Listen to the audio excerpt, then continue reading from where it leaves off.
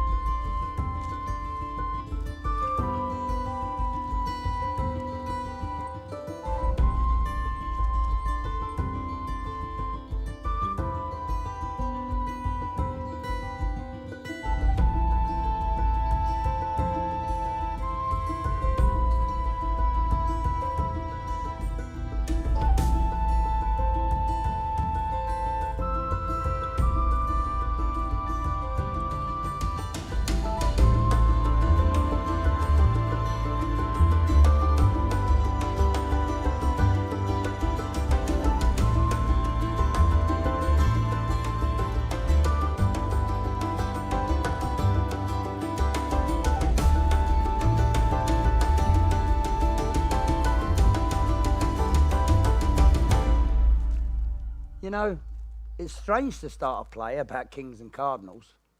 With me. I mean, a king starting a play, we'd have a fancy costume. An intellectual, loads of fancy words. But this? This is a costume? I'll tell you, if she'd let me come out here naked like I wanted to, I would have showed you something that didn't need no words, I can tell you. Anyway, I need a costume.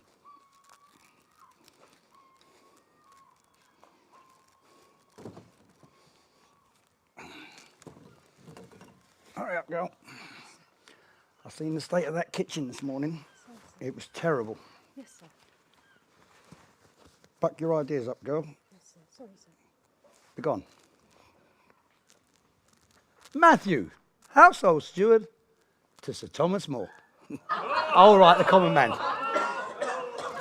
Ah, we have company to dinner. A 16th century butler.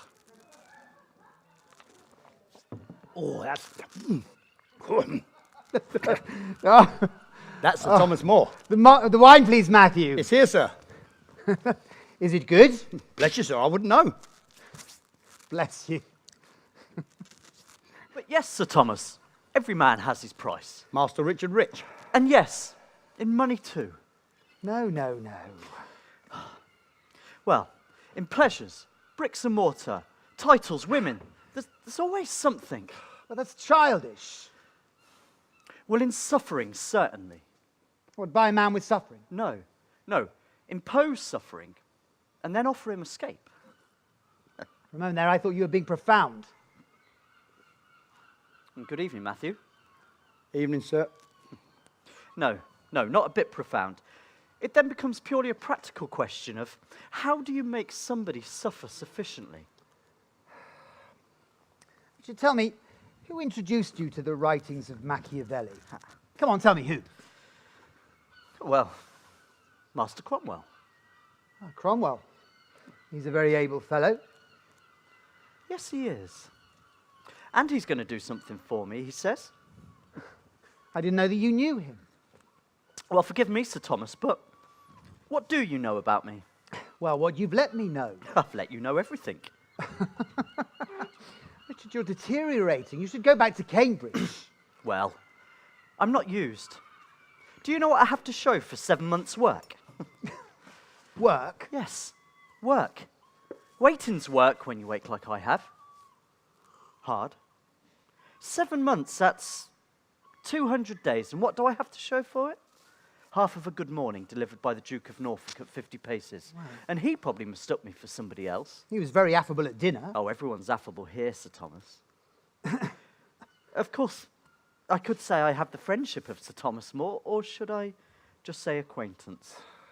No, you should say friendship. Oh, well, there we have it then. A friend of Sir Thomas More and still no office.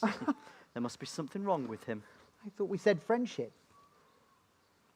The Dean of St. Paul's is offering a post, a house, a servant, £50 a year. A post? Well, what post? Well, at the new school.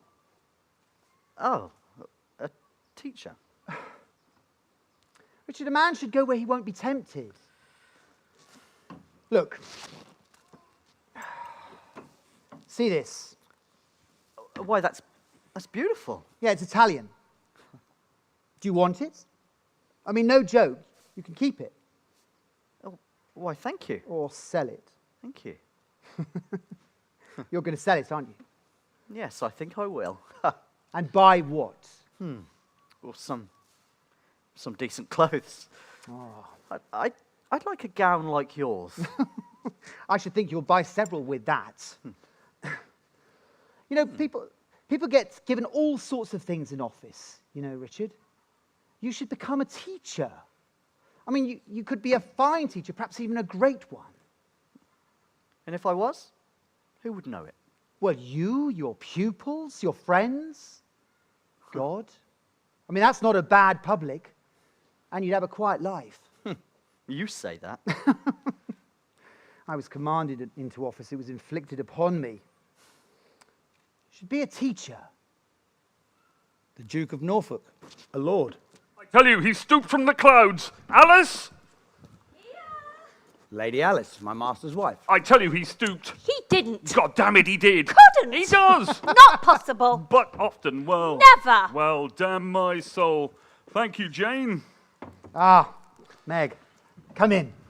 Lady Margaret, my master's daughter. Lovely. Oh, lovely. Matthew, get about your business. That's right. We'll settle this, my lord. We'll put it to Thomas. Thomas, no falcon could stoop from a cloud, could it? I don't know, my dear. I've seen some pretty splendid things in the past. I'm sure a falcon could do that. Well, how could he stoop from a cloud? He couldn't see where he was going. You see, Alice, you're ignorant to the subject. A real falcon doesn't care where he's going. If you could ride, Alice, I'd show you. I can ride, my lord. No. You'll make yourself ill.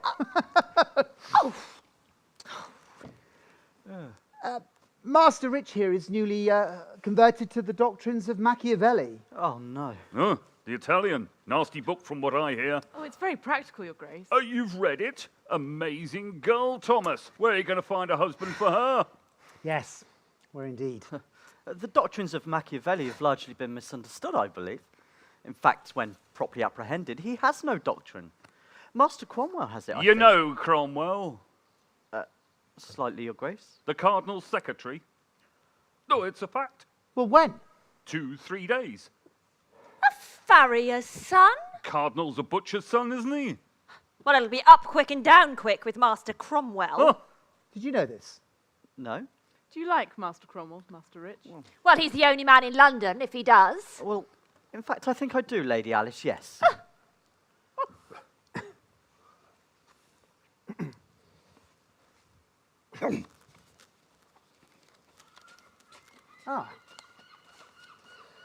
Talking to the Cardinal's secretary, and the Cardinal appears.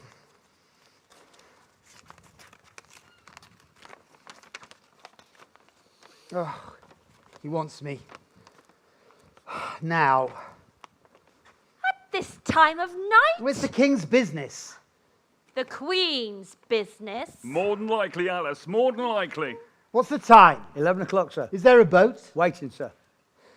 Right. Well, you will excuse me. You must go to bed.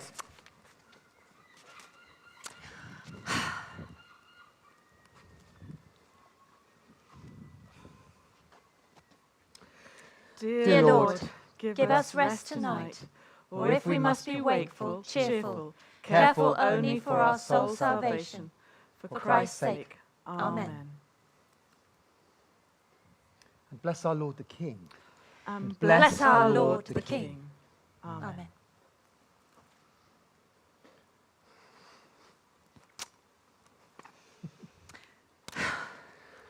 Oh, are you at Richmond, Howard? No, down the river. Oh, well, good night then. Oh, the young man here looking for employment, something in the administration line. Well, if you recommend him. No, I don't recommend him. I just point him out to you. All right, He's had the new in. Perhaps he could come with you. all right, come on. My lord? We'll hawk at Hounslow, Alice. Wherever you wish. Good night. Good night. Sir Thomas, thank you. Richard, be a teacher.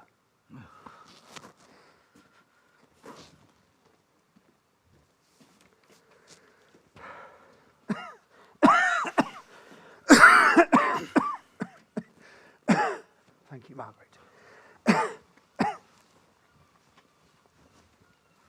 Now, you must go to bed.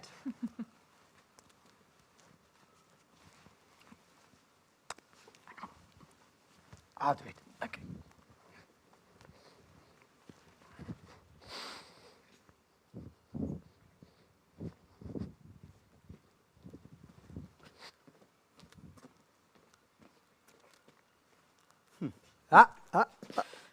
It was a gift, Matthew. That's Sir Thomas gave it to me. very nice present, sir. Yes. Master Thomas has taken quite a fancy to you, sir. Yes, he has. Good night, Matthew. Thank you, sir. That one will come to nothing. You know, my master, Sir Thomas More, he'd give anything to anyone. Some say that's good, some say that's bad. I say he can't help it. And that's bad. You see, someday someone's going to come along who wants something off him, and he'll be out of practice. I mean, there must be something he wants. That's only common sense.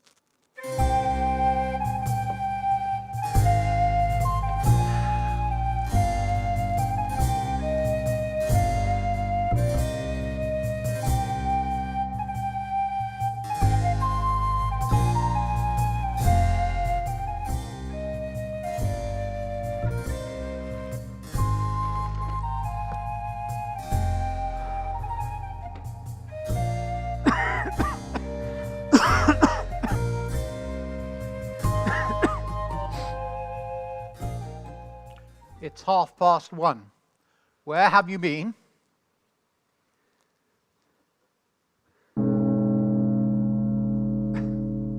It's 1 o'clock, Your Grace. I've been on the river. Since you seem so violently opposed to the Latin dispatch, I thought you'd like to look it over It's very kind, Your Grace. before it goes. Thank you, Your Grace.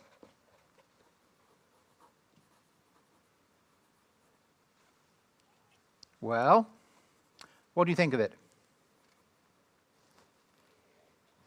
It seems very well phrased. The devil it does. And aside from the style, Sir Thomas? I think we should have shown the council before it goes to Italy. Would you show the council? Yes, I do believe you would. You're a constant regret to me, Thomas. A constant regret. If you could just see facts flat on, without that moral squint, with just a little common sense, you could have been a statesman. Your Grace flatters me. Don't frivol. Thomas, are you going to help me? If Your Grace could be specific. Oh, you're a plodder. Take you all together, Thomas. Your scholarship, your experience. What are you?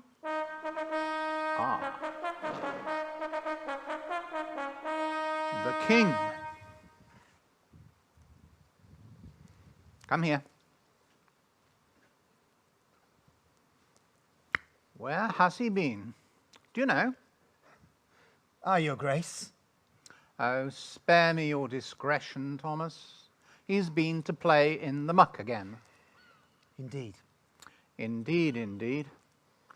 Are you going to oppose me? He's gone in. All right, we'll plod. The king wants a son. What are you going to do about it? I don't think the king needs any advice from me as to what to do about it, Your Grace. Thomas, we're alone. I give you my word, there's no one here. Well, I didn't suppose there was, Your Grace.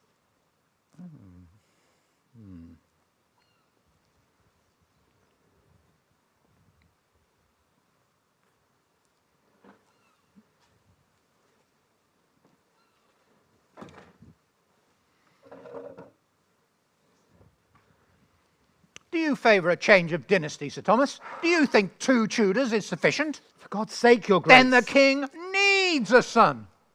I repeat, what are you going to do about it? I pray for it daily, Your Grace.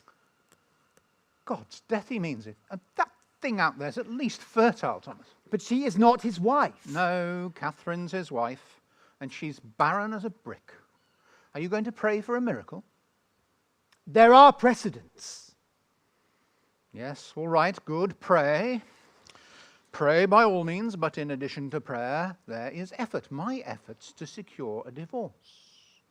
Now, do I have your support, or do I not? A special dispensation was given so the king could marry Queen Catherine by the Pope. Are we now to go back to the Pope and ask him to dispense with his dispensation again for state reasons? I don't like plodding, Thomas. Don't make me plod longer than I have to. Well? Well, clearly all we have to do is go back to His Holiness and ask him. I think we might influence His Holiness's answer. Like this. And in other ways. You already know my opinion on this. Then good night. Oh, your conscience is your own affair, Thomas. But you are a statesman. Do you remember the Orchist Wars? It's only too clearly. Let him die without an heir, and we will have them back again. Let him die without an heir, and this peace you think so highly of will go out like that. Very well. England needs an heir. Now, certain measures, perhaps regrettable, perhaps not. I mean, there's much in the church that needs reformation, Thomas. All right, regrettable, but necessary to get us an heir. Now explain to me how you, as a counsellor of England, can obstruct these measures for the sake of your own private conscience. I believe that when statesmen forsake their private conscience for the sake of public duty, they lead their country down a very short route to chaos. We shall have my prayers to fall back on. You'd like that, wouldn't you, to govern the country by prayer? I'd like to be there when you try. Yes, I should. Oh, who will see with all this paper when I'm after me? I mean, is it you, Fisher, Suffolk? Well, for me it's Fisher. Well, for the king, what about my secretary, Master Cromwell? Cromwell. You'd rather do it yourself? Well, yes, me rather than Cromwell. Then come down to earth, and until then, allow for an enemy. Here. As your Grace pleases. As God wills. Perhaps your Grace. More. You should have been a cleric. Like yourself, your Grace.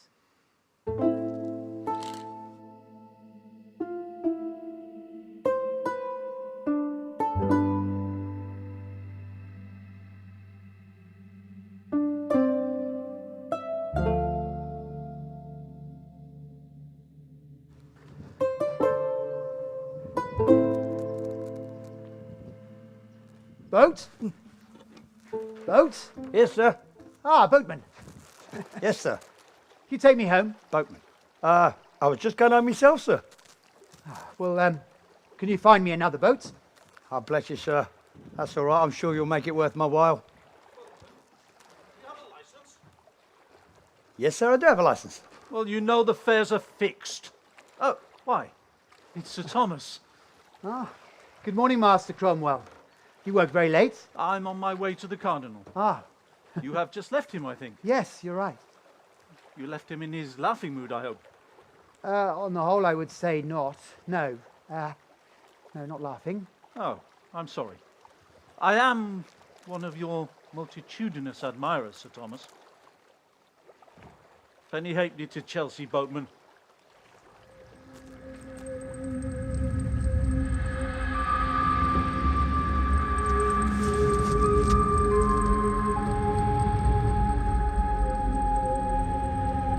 The coming man, they say, sir. Do they? Show me to your boat. Just along the wharf, sir. Sir Thomas More, Ah, Your Excellency, Signor Chapuis, you're working very late. As is the Cardinal, Sir Thomas. He doesn't sleep very well. You have just left him, I think. You are correctly informed, as always. Well, I will not ask the subject of your conversations. No, of course not. Sir Thomas, let me be plain as diplomatic decencies will permit. My master Charles, the King of Spain, feels himself concerned with anything concerning a blood relation. He himself would feel insulted by any insult offered to Queen Catherine. Well, his feeling would be natural. May I ask, did you and the Cardinal part, well, how shall we say, amicably? Amicably, yes. What, in agreement? Amicably, yes. Say no more, Sir Thomas. I understand. I hope you do, Your Excellency. You are a good man. I don't see how you deduce that from what I've just said. I understand. Dominus vobiscum. Spiritual too.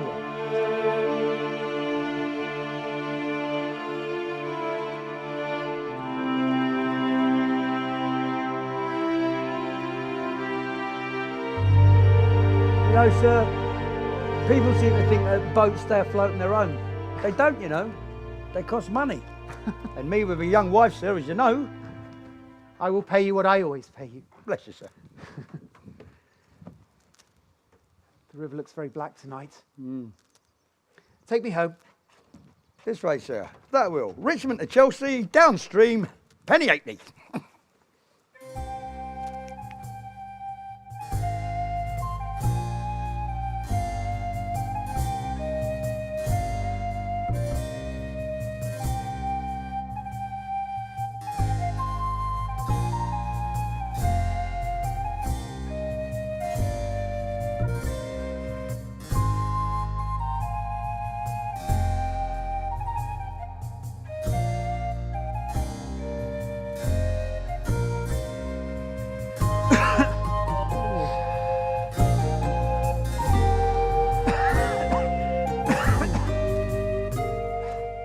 Ah, Matthew.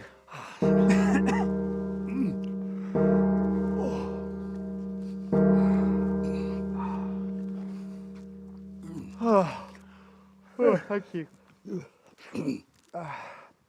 Is Lady Alice in bed? Yes, sir. What about Lady Margaret? No, sir. Master Roper's here. Well, this hour? Who let him in? He's a hard man to keep out, sir. Where are they now? Father. Ah. Roper, it's a little early for breakfast, isn't it? Oh, I haven't come for breakfast, sir. Will wants to marry me, Father. Well, he can't. But Sir Thomas, I've been called to the bar. Grab all of that. Well, congratulations, Roper. My family may not be in the palace, sir, but in the city. Ropers were advocates when the Moors were still selling pewter. There's nothing wrong with your family. There's nothing wrong with your fortune. There's nothing wrong with you. Except you need to get a clock. Well, I can buy a clock, sir. Roper, the answer's no and will be no while you are still a heretic. That's a word I don't like, Sir Thomas. Well, it's not a likable word. It's not a likable thing. The church is heretical. Dr. Luther's proved that to my satisfaction. Luther's an excommunicate. From a heretic church. Church. It's a shop. Forgiveness by the florin. Job lots in Germany. Oh, and divorces. Divorces? Yes. Half England's buzzing with that. Half England. The Inns of Court might be buzzing, but I think England doesn't buzz quite so easily. It will. You have no sense of place. You have no sense of the tie. Sir Thomas. No, Roper. 2 years ago, you were a passionate churchman. Now you're a passionate Lutheran. You know, let's just pray that when your head stops spinning, your face is to the front again. Don't lengthen your prayers with me, Oh, sir. one more or less, won't matter. Is your horse here? No, I walked, sir. Right, we'll take one from the stable and get along home. Go on. May I come again, sir? Yes, soon. Good night, sir.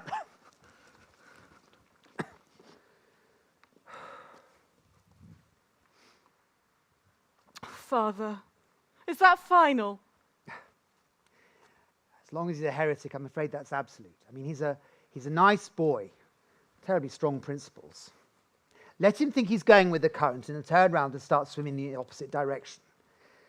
I mean, what we must really hope for is a substantial attack on the church. Well, we're going to get one, aren't we, Father? I will not hear you talk treason. And I will not hear you repeat lawyer's gossip. I'm a lawyer and I know what that's worth. Oh no, look what you've done. Young Roper!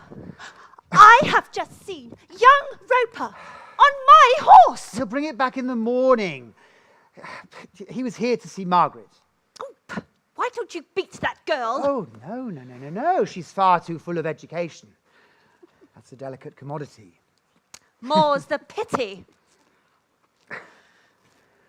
Oh, I'm sorry I woke you, chick. I wasn't sleeping too deeply. Thomas, what did Wolsey want? Did you know that young Roper's asked for Margaret? What? Yes. Impudence! Isn't it? Old fox. What did he want, Thomas? Oh, he wanted me to see some dispatch. Is that all? Oh, some Latin dispatch. Oh. Won't you talk about it? No. Norfolk was speaking for you as Chancellor before he left. Oh, well, Norfolk's a dangerous friend. Wolsey's Chancellor, God help him. We don't need another one. No, I don't need this, honestly. Drink it. Great men get colds in the head just the same as commoners. That is levelling talk, Alice. Beware the tower. Oh, all right. I'll take it to bed with me.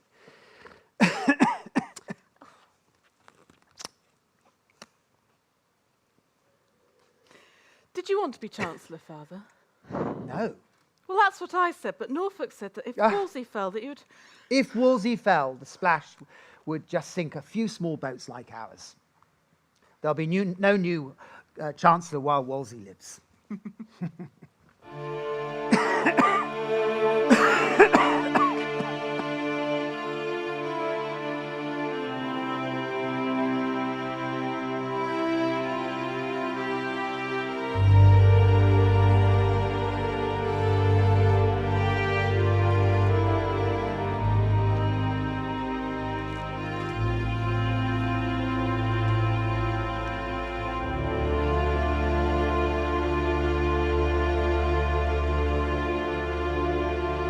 Wolsey died at Leicester on the 28th of November, 1530, on his way to the Tower under a charge of high treason. The next Lord Chancellor was Sir Thomas More. He was a scholar, and many people thought he was a saint. Well, he seemed indifferent to the dangers round about him. Who knows, maybe he was a saint.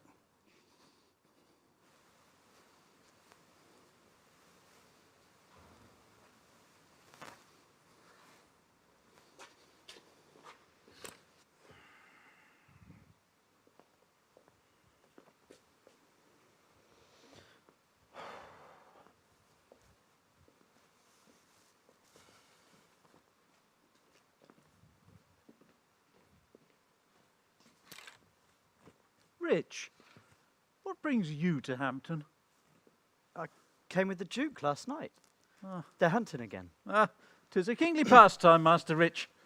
I'm glad you found employment. Let's see, it's the Duke's secretary that you are, is it not? Oh, yes, my work is mostly secretarial. Or is it his librarian that you are? I do look after His Grace's books, yes. Well, at least that's something. I don't imagine you're bothered much by His Grace in the library. No. It's odd, isn't it, how men's fortunes flow? My late master died in disgrace, and yet here I am in the King's own service. And there you are in a comparative backwater. And the new Lord Chancellor's an old friend of yours. Oh, well, he's not exactly a friend. Oh, I thought he was... No, sorry, yes, I suppose in a way he is. I always understood that he set you up in life. Forgive me, Master Cromwell, but what is it that you do for the king?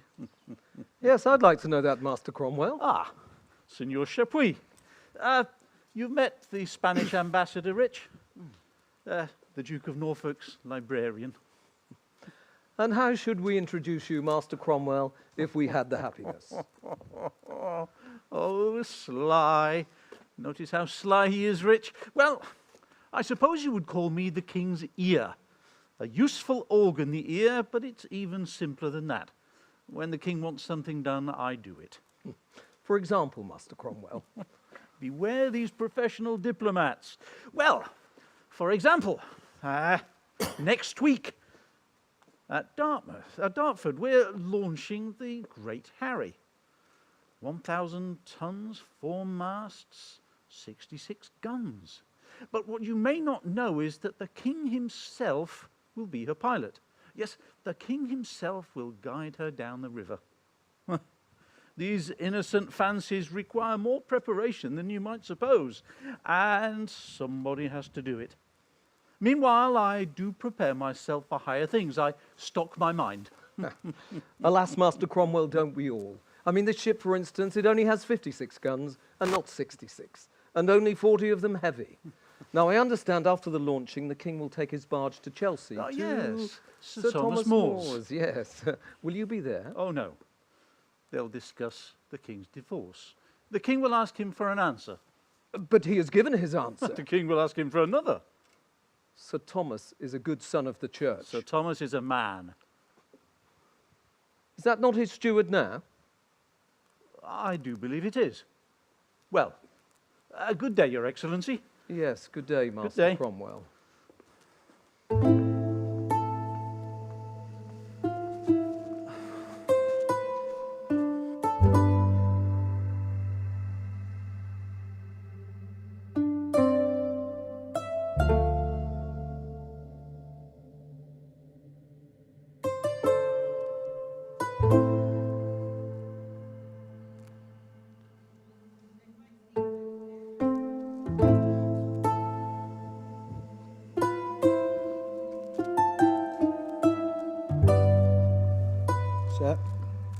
Sir Thomas doesn't like to talk about it. He doesn't talk about it to his wife, sir. This is worth nothing. But he doesn't talk about it to Lady Margaret, sir. That's his daughter, sir. So? So he's worried, sir. He's frightened, sir. Sir, he goes white at the mention of it. Oh, all right. Oh. Thank you, sir. Are you coming my way, Rich? No. I really think you should, you know. Why? When I can't tell you anything.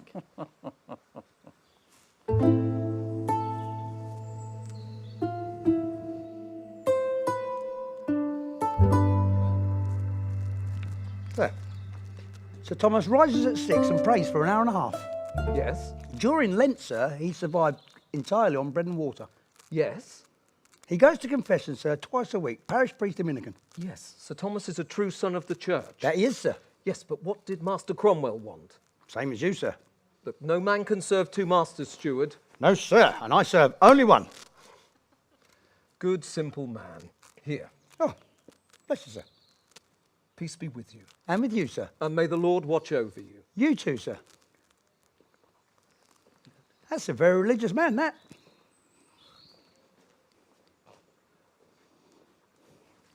Matthew, Sir, what did Senor Chapuis want?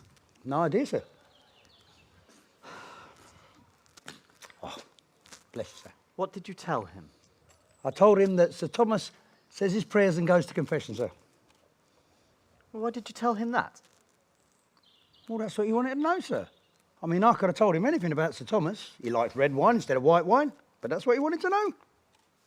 And what did he say? He said that Sir Thomas is a good churchman, sir. Well, that's true, isn't it? I'm only telling you what he said, sir. Master Cromwell went that way, sir. Did I ask you where Cromwell went?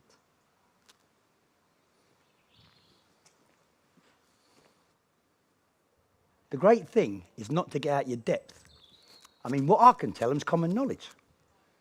But now they're paying money for it, and everybody wants value for their money. So they make it dangerous by making it a secret. Oh, and when my feet can't touch the bottom, I will go deaf, blind, and dumb. And that is more money than I've earned in a fortnight.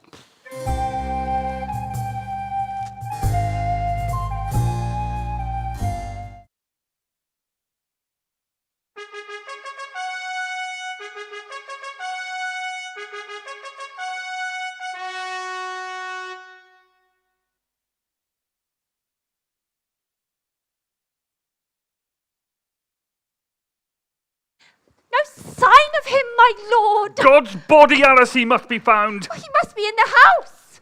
Oh, he's not in the house, Mother. Well, then he must be somewhere here in the garden. He takes things too far, Alice. Do I not know it? It will end badly for him. I know that too, my lord. Where's your master? Master Thomas. Oh, my God. Thomas. Yes, fool, and if the king arrives and the chancellor's not here...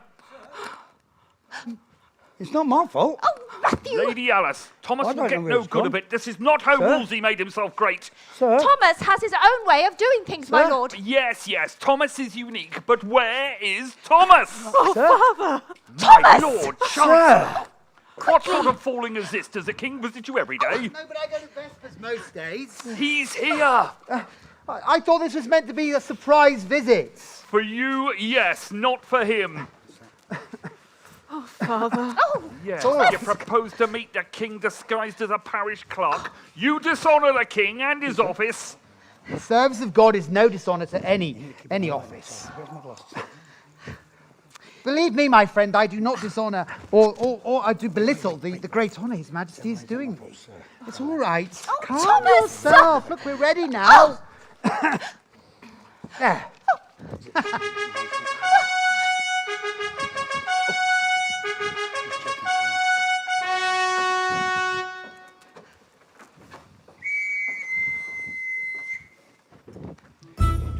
Your Majesty does me more honour than I fear my household can bear. No ceremony, Thomas. No ceremony. A passing fancy. I happen to be on the river. Look, mud. We do that with style when we come by the road, Your Majesty. The road. There is the road for me, Thomas. The river. My river. By heavens, what an evening. I fear we come upon you unexpected, Lady Alice. Oh, no, Your Grace. That is... Yes, but we are ready for you. Ready to receive Your Grace, that is. This is my daughter, Lady Margaret. She hasn't had the honour of meeting Your Grace. Why, Margaret, they told me you were a scholar. Answer, Margaret. Among women I pass for one, Your Grace. Antiquone modo latine anoxoniensi. Quem docuit parte, Domine. Ah, bene, optimus est. Grecamne linguam coque te docuit. Grecame non pater, deus sed me patris amicos, Johannes Colitus Sancti Pauli Decanos. In literis Grecus tamen non minus quam litanus, as magistri minuta de stipulis disutiae. Ah! Take care, Thomas. There's no ending to the making of books, and too much reading is a weariness to the flesh. Can you dance too? Not well, Your Grace. Ah! Well, I dance superlatively. That is a dancer's leg, Margaret. Hey, Norfolk? Ah, now, that is a wrestler's leg. But I can throw him. Shall I? Oh, no, Your Grace. You are gentle. That is good. You shall read to me. Lady Alice, I fear the rivers give me an appetite. If Your Grace would share a very simple supper. It would please me to. I'm something of a scholar myself, did you know? All the world knows Your Grace's book, Asserting the Seven Sacraments of the Church. Yes, well, between ourselves, your father had a hand in that, eh, Thomas? Here and there, in a minor capacity, Your Grace. He seeks to shame me with his modesty. On second thoughts, we will follow, Lady Alice. Thomas and I will follow.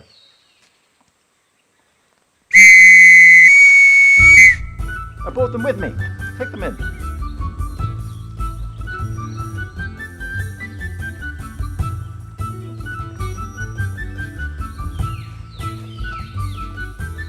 I launched a ship today, Thomas. Yes, Your Grace. Mr. Anderson. The great Harry. I steered her, Thomas, under sail. You have many accomplishments, Your A Grace. great experience. Yes, Your Grace. Oh, I am a fool. How so, Your Grace? What else but a fool? To live in a court in a licentious mob when I have friends with gardens. Your Grace is very, very welcome. No courtship, no ceremony. Thomas, be seated. You are my friend, are you not? Your Majesty. And thank God I have a friend for my chancellor. Readier to be my friend, I trust, than he was to be my Chancellor. I am only too aware of my poor abilities, Your Grace. I will be the judge of your abilities. Did you know that Wolsey named you for Chancellor? Wolsey? Aye, Wolsey. Before he died, he named you. And Wolsey was no fool. He was a statesman of incomparable ability, Your Grace. Was he? Was he so? Then why did he fail me? Be seated. It was villainy then. Yes, villainy. I was right to break him. He was all pride, a proud man, pride through, and he failed me. He failed me in the one thing that mattered, Thomas. The one thing that mattered then and now. And why? Because he wanted to be Pope. Touching on this matter of my divorce, have you had any more thoughts since we last spoke? Little else, Your Grace.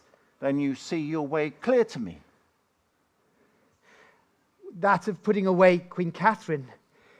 Alas, Your Grace, when I think of it, I see quite clearly that I cannot come with Your Grace.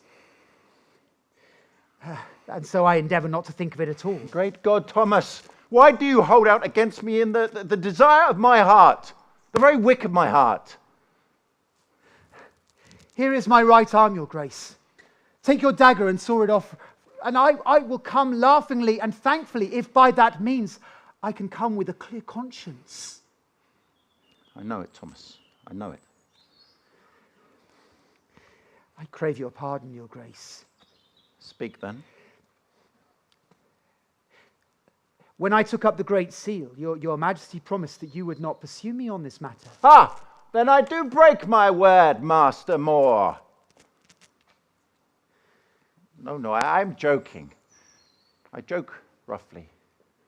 Sometimes think I am a rough fellow. You must consider, Thomas, that I stand in peril of my soul. It was no marriage. She was my brother's widow. Leviticus, thou shalt not uncover the nakedness of thy brother's wife. Leviticus chapter 18, verse 16. Yes, Your Grace, but Deuteronomy says Deuteronomy's ambiguous. Grace, I fear I am not capable to meddle in these matters. I fear it is a matter for the Holy See. Oh, Thomas, does a man need a pope to tell him when he has sinned? It was a sin, Thomas. I admit it. I repent. And I have paid for it. I have no son. Son after son she has borne me, Thomas. All dead at birth. Or dead within a month. I never saw the hand of God so clear in anything. I have a daughter. She's a good child. She's a well-set child, but I have no son. It is my bounden duty to put away the Queen. And all the popes back to St. Peter's shall not come between me and my duty. How is it you do not see? Everyone else does. Well, then why do you need my poor support? Because you are honest. What's more to the point, you are known to be honest. There are those like Norfolk who follow me because I wear a crown. And there are those like Master Cromwell who follow me because they are jackals with sharp teeth and I am their lion. And there is a whole mass that follows me because they will follow anything that moves. And there is you. I'm sick to think how much I must displease Your Grace. Oh, Thomas, I respect your sincerity. Respect? Oh, man, it is water in the desert.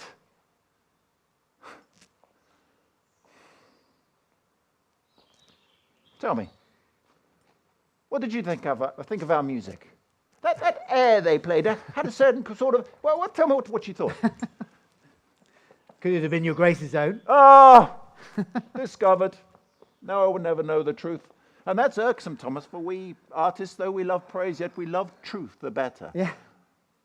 I will tell you truthfully what I thought of it. Speak then. To me, I thought it was delightful. Oh, Thomas, I chose the right man for Chancellor. But to be fair and honest, my taste in music is reputedly deplorable. Your taste in music is excellent.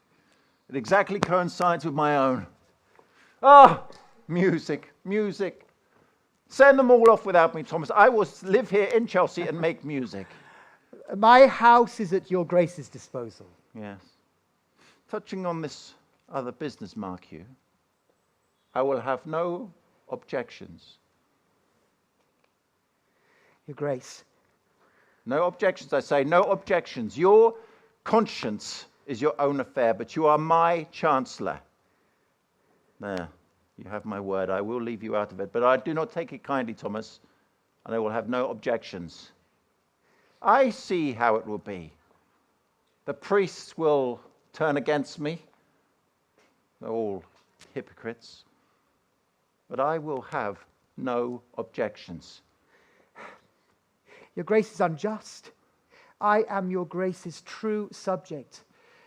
If I cannot help you in this great matter of the Queen... I have no queen! Catherine is not my wife, and no priest can make her so. And anyone who says otherwise is not only a liar, but a traitor. Mark that, Thomas. Am I a babbler, your Grace? You are stubborn. If you would only come with me, you are the man I would most, yes, raise with my own hand. Your Grace overwhelms me. What is that? Oh, it's 8 o'clock. 8 o'clock, you say? The tide will be turning. I was forgetting about the tide. I'd better be going. Oh, If I forgive do me, not your get Grace. back to Richmond before the tide turns, no, don't come. Tell Norfolk. Lady Alice, I must go. I was forgetting about the tide. To speak truth, Lady Alice, I was forgetting in your haven here how time flows past outside. Matters call me to court, and so I must give you my thanks and say good night.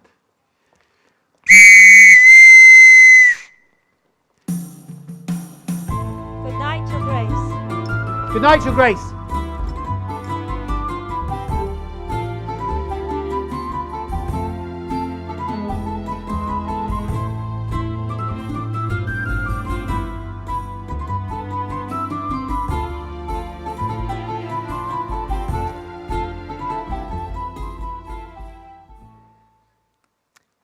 What's this? You crossed him.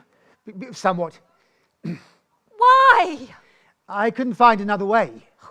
Thomas, you're too nice altogether. Woman, you will mind your house. I am minding my house. But Alice, what did you want me to do? Be ruled. If you won't rule him, be ruled. I cannot or neither would rule my king. But there's just a little area where I must rule myself. Look, it was 8 o'clock. Lady Anne likes to dance. And you stand between them. Aye. No, it's not me. It's the sacrament of the church that stands between them. I am less important than you think. Thomas, stay friends with him. Whatever can be done with smiling, you can rely on me to do that. You don't know how to flatter. I wish he'd eaten here. Yes. We should be living on that simple supper for the next fortnight. Alice. Alice. Rest yourself. Be at peace. This is not what martyrs are made of.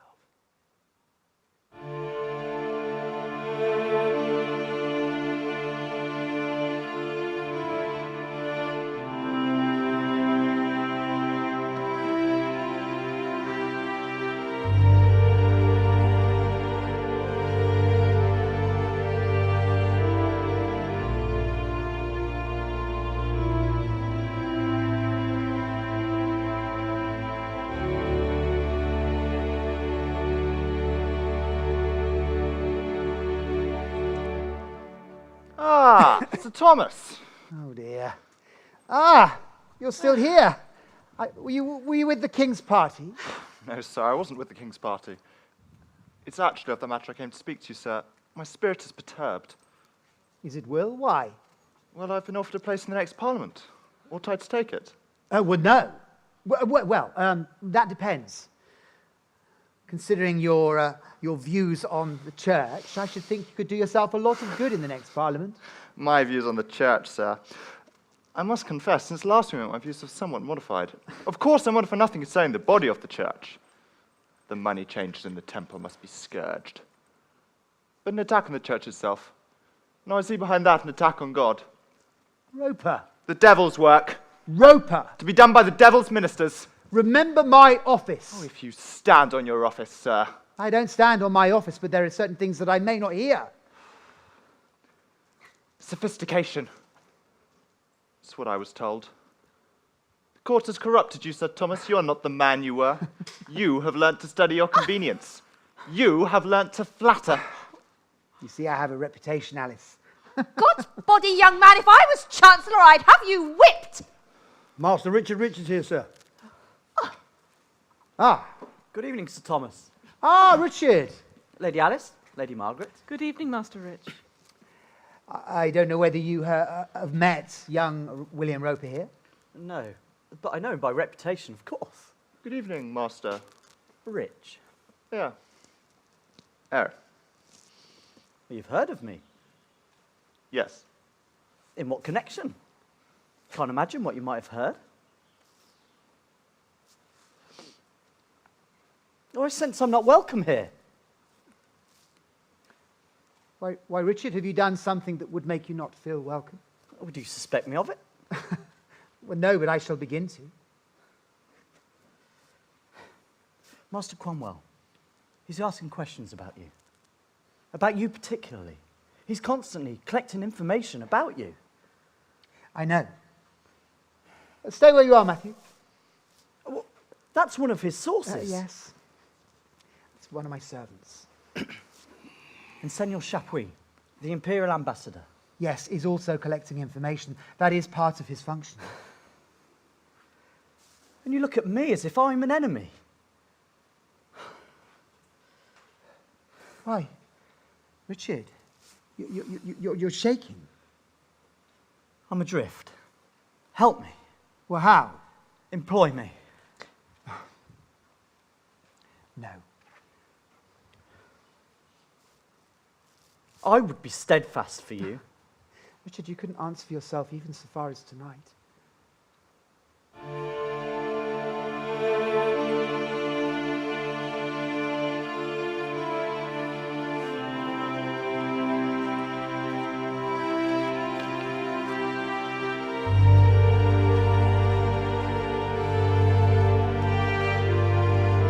Arrest that man!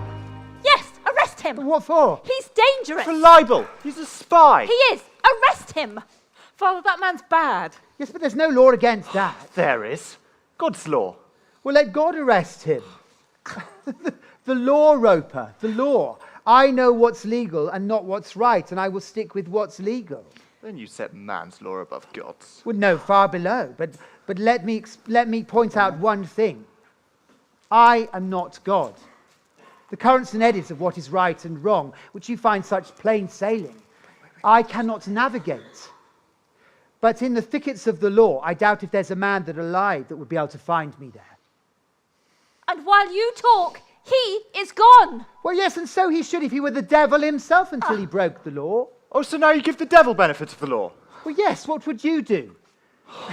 Cut down a road through the law to get to the devil. I cut down every law in England to do that. And when every law was down and the devil comes after you, Roper, where would you hide? All the laws being flattened. This country is thick with laws from coast to coast. Man's laws, not God's. And if you cut them down and you are just the man to do that, do you think you'll be able to stand up in the winds that would blow? Yes. I would give the devil the benefit of the law for my own safety's sake. I see it now, sir. This is the golden calf.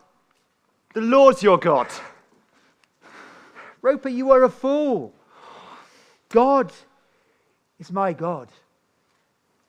But he's a little too subtle. I don't know what he wants or where he is.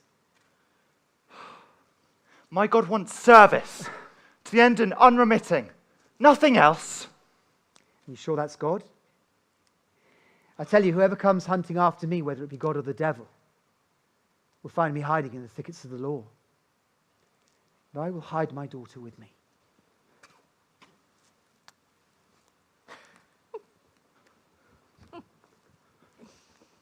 Hide you? Hide you from what?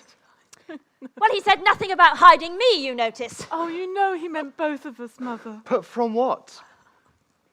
I don't know. I don't think he knows. He's not said one simple, direct word to me since his whole divorce came up. Roper, that was harsh. Your principles are excellent. Now, come on. We'll make a start on that food. Can't you be plain with us, Father? I stand on the wrong side of no statute or common law. I have not disobeyed my sovereign. I truly believe that there is no man alive in this country safer than myself. Now, I want my supper. Will, you're going to help us? There's an excellent burgundy in the next room, if your principles will permit. They don't, sir.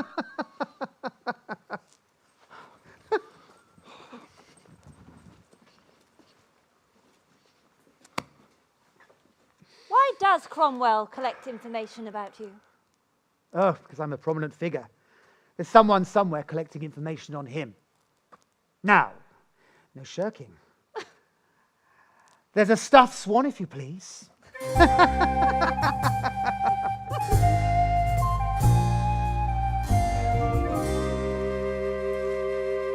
The loyal subject, a pub, a publican.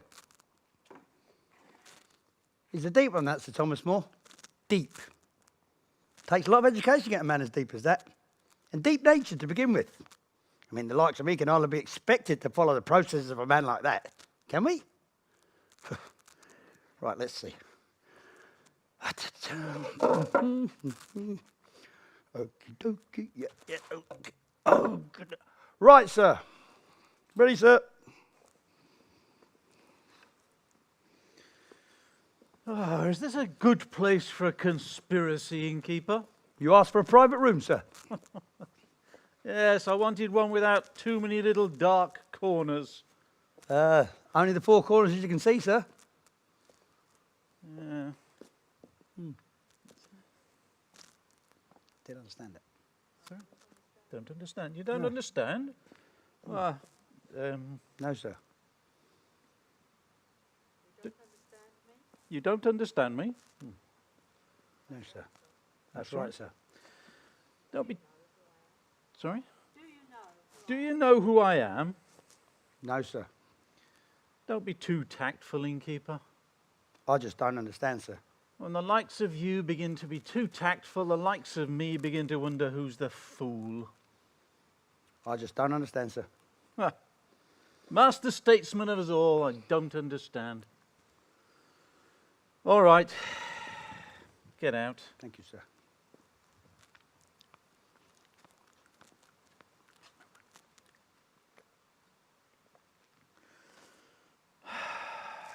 Come on.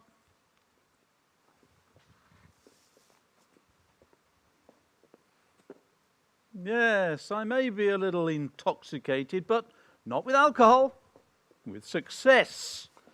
And who has a strong head for success? None of us gets enough of it, except for kings and they're born drunk. Success?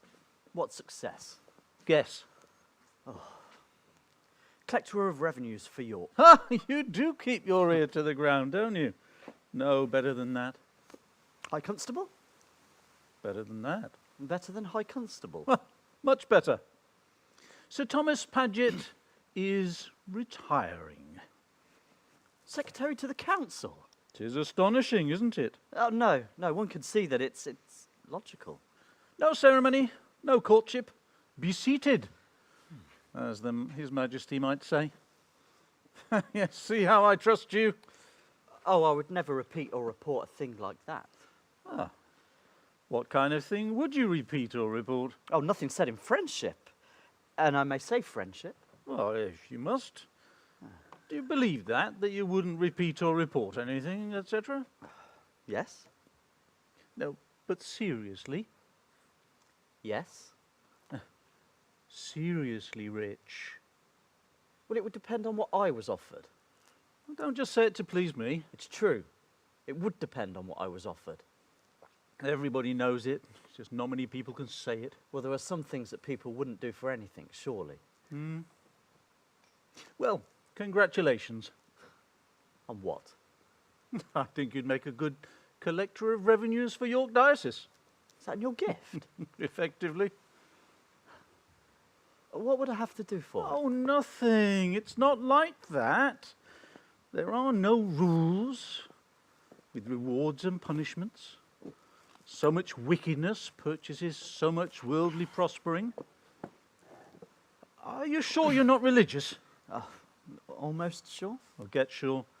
No, it's not like that. It's much more a matter of convenience.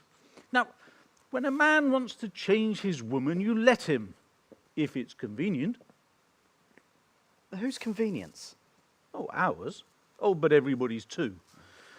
But in the present instance, the man who wants to change his woman is our sovereign Lord Harry, by the grace of God, the 8th of that name, which is a quaint way of saying that if he wants to change his woman, he will. And it's our job as administrators to make it as convenient as possible. I say our job, on the assumption you'll accept this post at York that I've offered you. Yes. Yes. It's a bad sign when people are depressed by their own good fortune. I'm not depressed. You look depressed. I'm lamenting. I've lost my innocence. You lost that some time ago. If you've only just noticed, it can't have been that important. Well, no, it couldn't have been. We experience a sense of release, do we, Master Rich? An unfamiliar freshness in the head, as of open air. Well, collector of revenues isn't bad. Not bad for a start. Now, our present Lord Chancellor, there's an innocent man. Well, that's the thing. He is. Yes, I say he is. The problem is, his innocence is all tangled up in this proposition that you can't change a woman without a divorce, and you can't get a divorce unless the Pope says so. And although His Current Holiness is a strikingly corrupt old person, he still has this word Pope attached to him. And from this quite meaningless circumstance, I fear some degree of administrative inconvenience. Oh, just so. Now, this cup he gave you, how much was it worth? Come along. He gave you a silver cup. What did you get for it? 50 shillings. Could you take me to the shop? Yes. Where did he get it? Come along. It was a gift from a litigant, a woman, wasn't it? Yes. In which court? Chancery? No, don't get drunk. In which court was this litigant's case? The Court of Requests. Now, that wasn't too painful, was it? No. And that's all there is to it. You'll find it easier next time.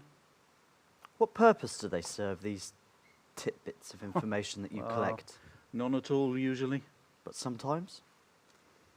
Well, there are these men, steadfast, upright men, who want themselves to be the one constant factor in the situation, which they can't be, because the situation rolls forward in any case. So what happens next? Well, if they've any sense, they get out of the way. And if they have no sense? Why then? They're only fit for heaven.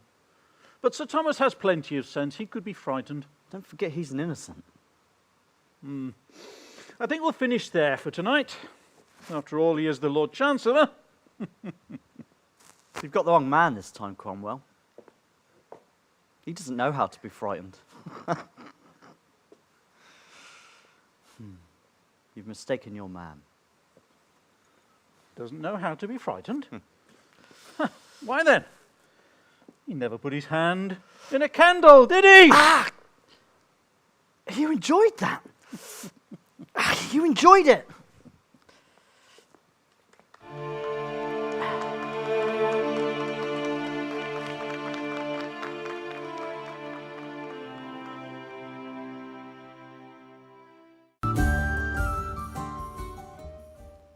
The interval started early in 1530, and now it's the middle of May 1532. 2 years. A lot of water's flown under the bridge in that time. The Church of England's been achieved, and not by bloodshed, but by a simple act of Parliament. Only an unhappy few were seen to set themselves against the current of their time, and in so doing courted disaster. Imprisonment without trial, examination under torture. These things were common practice. Do you have to wear those clothes, Will? Yes, I must. Yes, but why? The time has come for decent men to declare their allegiance. You look like a Spaniard. All credit to Spain, then. Were you would have lasted 6 months in Spain. They would have burnt you alive during your heretic period. I suppose you have the right to remind me of it. That chain of office you wear is a degradation. I tell you, if the bishops in convocation submit this morning, I will take it off. This is no degradation. Great men have worn this. When do you expect to hear from Canterbury? About now. The Archbishop said he would send me a message immediately. I don't see what difference convocation can make. The church is already a wing of the palace, is it not? The king is already its supreme head, is he not? No. You are denying the act of supremacy? No, not at all. The Act of Supremacy says that the king is supreme head of the church in England. Supreme head of the king, supreme head of the church in England, as far as the law of God allows. How far the law of God allows is a matter of opinion. Very well. A legal quibble. Well, call it what you may, but it's there, thank God, because the Act doesn't state it. So, in your opinion, how far does the law of God allow this? I'll keep my opinion to myself. Yes, I'll tell you mine. No, don't. Because if it's what I think it is, it would be high treason. Remember, Will, you have a wife now, and you may have children. Why must you remember that? To keep myself discreet. Right. Well, I'd rather you forgot it. You're either children or idiots. Or saints, my lord. Oh, Father, Signor Chapuis is here to see you. Your Excellency. Saints, that's it. Let me just have a look. Turn your head, Will. Yes, I do detect a faint radiance. Come, Why my didn't you lord. tell us? You too at this moment are not free from some suspicion of saintliness. Oh, I'm not sure whether I like the sound of that. So, tell me, what do you require, Your Excellency? Tell me. May I not come just to pay my respects to the English Socrates, as your angelic friend Erasmus calls you? Yes. I shall have to think of something presently to call him. And anyway, must I require anything? For you and I are both brothers in Christ. A characteristic we share with all of humanity. You live in Cheapside, Signor. To make contact with a brother in Christ, all you have to do is open the window and empty a chamber pot. You didn't have to come to Chelsea. Will, the Imperial Ambassador is here on official duty. Do you mind? No, I protest. No. It's official.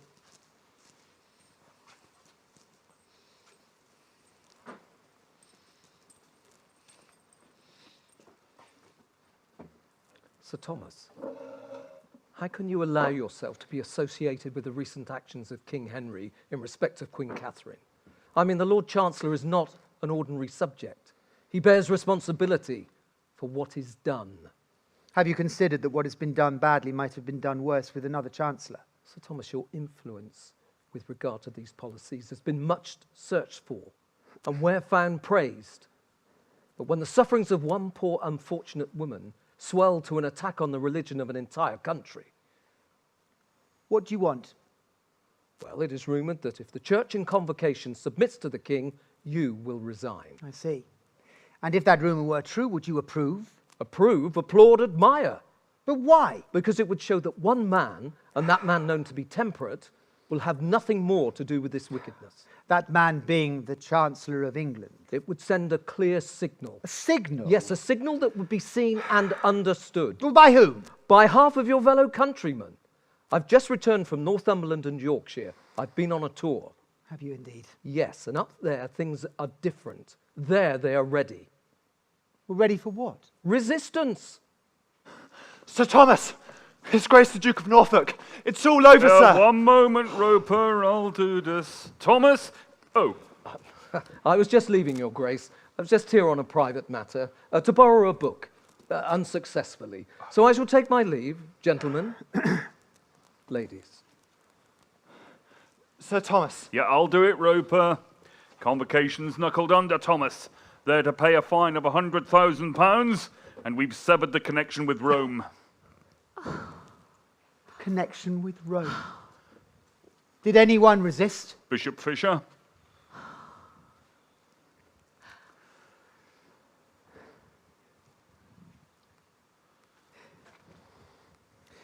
Will you help me with this? Not I. Shall I, sir? No, well, thank you. Alice. Hell's fire! God's blood and body! No! Sun and Moon, Master Moore, you are taken for a wise man. Is it wise to betray your ability, abandon practice, forget your duty to your station and your duty to your kin, and behave like a printed book? Meg? If you want. It's my clever girl.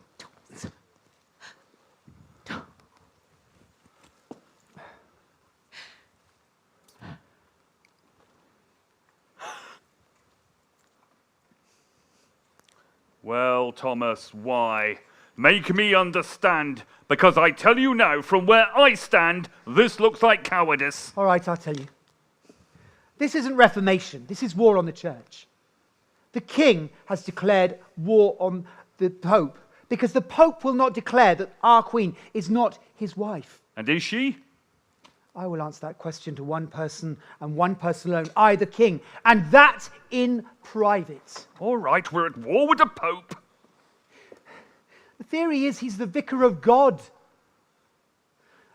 descendant of St. Paul, Peter, our only link with Christ. You're willing to forfeit all you've got, which includes the respect of your country, for a theory? Yes, the succession of the Pope, yes, it's a theory. But what matters to me is not whether it's true or not, but whether I believe it to be true. Not that I believe it, but that I believe it to be true. I trust I make myself obscure. Perfectly. Obscurity is what I need right now. Look, let me ask you, if what we say here is between us two and has no existence outside of these walls. Very well.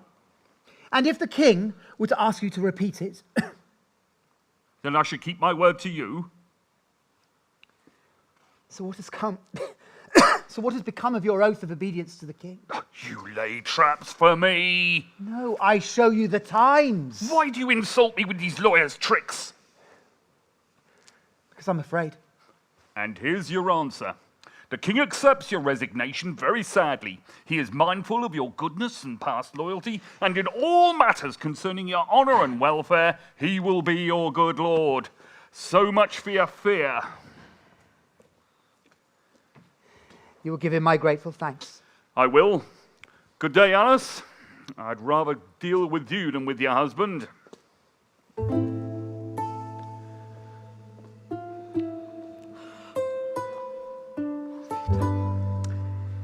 So, that's an end to you. What will you do now? Sit by the fire and make goslings in the ash? Not at all. I'll probably write a bit. I could teach you to read. No! By God! Master, son Roper, you are pleased with me, I hope. Sir, you've made a noble gesture. A gesture? I couldn't go on. It was impossible for me to carry on. You belittle yourself, sir. This was not practical. This was moral. Oh, I see. So now morality is not practical. Morality is just a complicated gesture, a gesture that we learn from books. Isn't that what you say, Alice?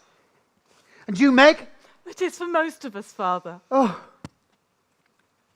spare me your humility. I have a cruel family. You are cruel. Oh, yes. You can fit your cup at anyone you want, I know that well enough. But if there's cruelty in this house, I know just where to look for it. No, Mother. Oh, you'd walk on the bottom of the sea and think yourself a crab if he suggested it. And you dance him to the tower. You dance him to the block. Poor, silly man. Do you think that they will leave you here to write a bit? Yes, if we govern our tongues. I have not disobeyed my sovereign. I have resigned, that's all. The king can now grant himself a divorce. If I'm to lose my station, I want to know the reason why, so make a statement now. No. Alice, it is a matter of the law. It is a point of the law. Sir Thomas? My safety is under the law. My silence is a safety under the law. And that silence must be absolute. It must apply to all of you. In short, you don't trust us. Sir Thomas? The household in the kitchen, sir. They'd like to know what's going on. Yes, we must tell them.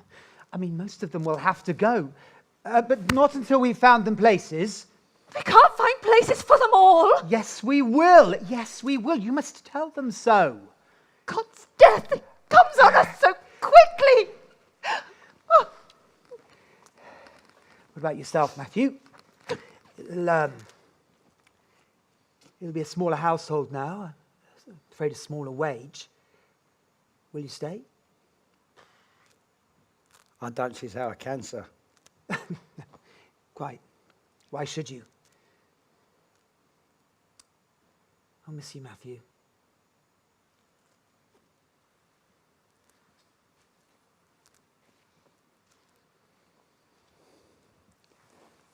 Now, damn me, isn't that just like them? Miss me? What is in me for him to miss? Oh, hold on a minute. Oh, I nearly fell for that, you know. Matthew, will you take a cut in your wages? No, Sir Thomas, I will not, and that is all of it. I nearly did, you know, I nearly fell for that.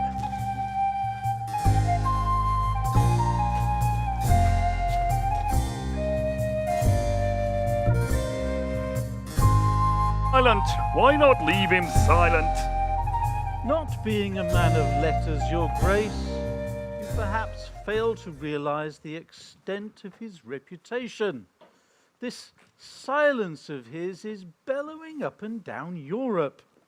Now, if I may recapitulate, he informed on the reported the ambassador's conversation, informed on the ambassador's tour of the North Country, and warned of a possible rebellion there. He did.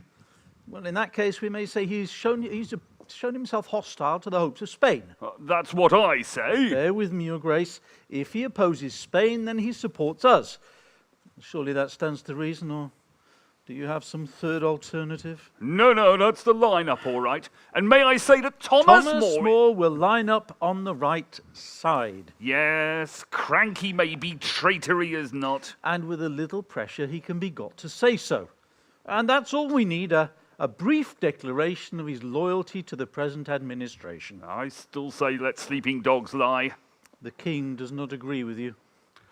What kind of pressure do you think you can bring to bear on him? Well, I have evidence that during the period of his judicature, Sir Thomas accepted bribes. What? God damn it, he's the only judge since Cato who didn't accept bribes. When was there last a chancellor whose possessions after 3 years in office totalled £100 and a gold chain? Richard, it is, as you imply, a common practice, but a practice may be common and still remain an offence, and this offence could send a man to the tower. I don't believe it. Richard, You know his grace, of course. Well, yes, we're old friends. Used to look after my books or something, didn't you? Yeah, come here.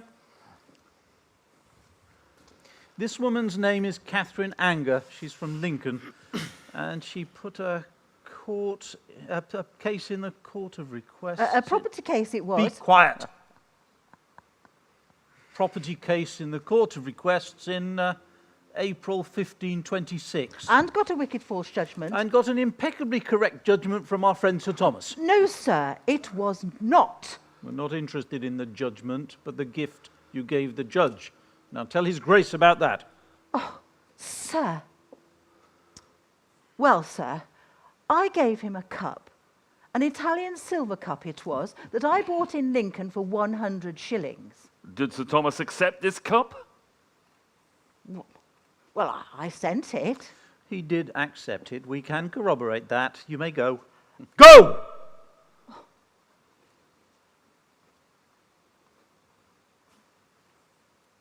Is that your witness? No. By an odd coincidence, the cup later came into the hands of Master Rich here. How? He gave it to me. Can you corroborate that?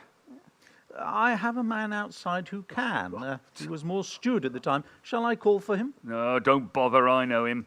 When did Thomas give you this thing? Oh, I don't exactly remember. Well, make an effort! Wait, I can tell you. It was that spring. It was that night. We were all there together. You had a cup with you when you left. Was that it? It may have been. Did he often give you cups? I don't suppose so, no. That was it then. And it was the April of 26, the very month that cow first brought her case before him.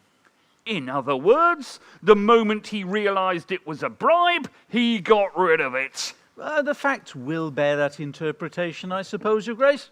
Oh, this is a horse that will not run, Master Secretary. Merely a trial canter. We'll find something better. Look, Cromwell, I want no part of this. You have no choice. What's that you say? The king himself wishes you to be active in the matter. Well, he's not told me that. Indeed. He told me. But why? Well, we feel that since you are known to have been a friend of Moore's, your participation will show that there is nothing in the nature of a persecution, but simply the strict application of law, as indeed you've just demonstrated. I will tell the king of your loyalty to your friend. Are you threatening me, Cromwell? My dear Norfolk, this isn't Spain.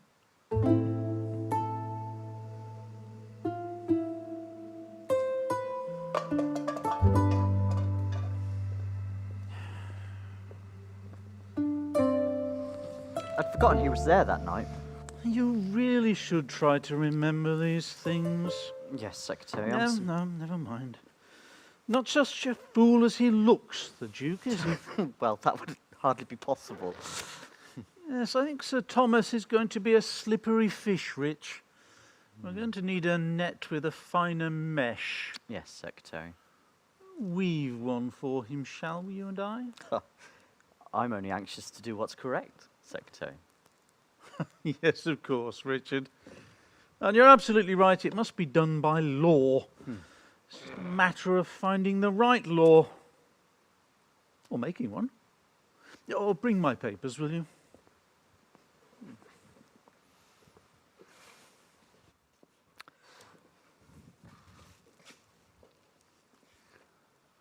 Could we have a word now, please, sir? And we're not going to need you after all, Matthew. No, sir, but it's about... Oh, yes. Yes, I am going to be in need of a steward now, Matthew. But as I recall, your attitude towards me was sometimes disrespectful.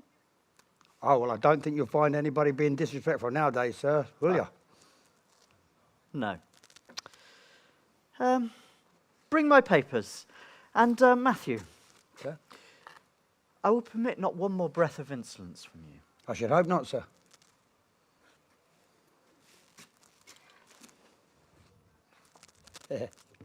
I can handle this one.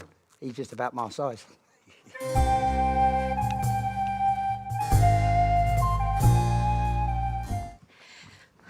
My husband is coming down, Your Excellency. Thank you, madam. And I beg you to be gone before he does. Madam, I have a royal commission to perform. Aye, you said so. For sheer barbarity, commend me to a good-hearted Englishwoman of a certain class. It's very cold, Your Excellency. Yes, I remember when these rooms were warm enough. Thus it is to incur the enmity of a prince. Yes, a heretic prince. Yes, Sir Thomas is a good man. Yes, I like Sir Thomas very much. Carefully, carefully. It's uncomfortable dealing with him. Well, goodness isn't presents it? its own difficulties. Attend and learn now. Excellency, is he really for us? Well, he's not for Cromwell. We know that much, I think. And if he's not for Cromwell, then he must be for us. There is no third alternative. Well, I suppose not, Your Excellency. Oh, I wish your mother had chosen another career for you. You have no political sense whatever. Excellency. Ah, Senor Chapuis. Is this an official visit or personal again? Well, it falls somewhere between the two, Sir Thomas. So it's official then? No, I have a personal letter for you. Well, from whom? From King Charles. Will you take it? No, I will not lay a finger on it. Well, it is in no way an affair of state. It merely expresses my master's admiration for the stand which you and Bishop Fisher of Rochester have taken in respect of the so-called divorce of Queen Catherine. I have made no stand. But, Sir Thomas, your views are well known. My views are much guessed at. Oh, come on, Senor Chapuis. Can you not undertake to realize that if I was to take this, that the king would not see it as an affair of the state? Well, look, I have taken every precaution. I've come here very much incognito. No, you misunderstand me. This is not about the way you dress. This is about my duty. If I was to take that, I would have to take that letter directly to the king. But, Sir Thomas, your views... My views are well known. My loyalty is less so. Look, Father. Will's getting... Oh, Well. that's good. That's good. May I? This is a letter from King Charles. It is unopened. I have declined it. You will see that the seal is unbroken. I'm sure my master's admiration will not be diminished. I'm gratified. Come. The man is utterly unreliable.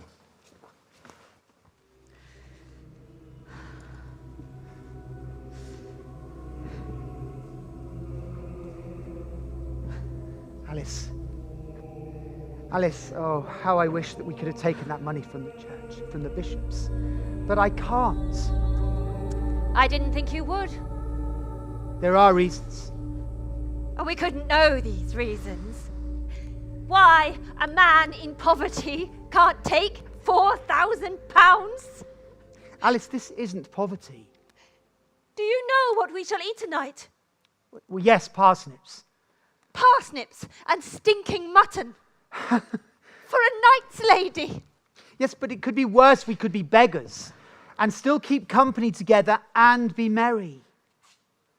Merry? Aye, merry. I think you should take that money, Father.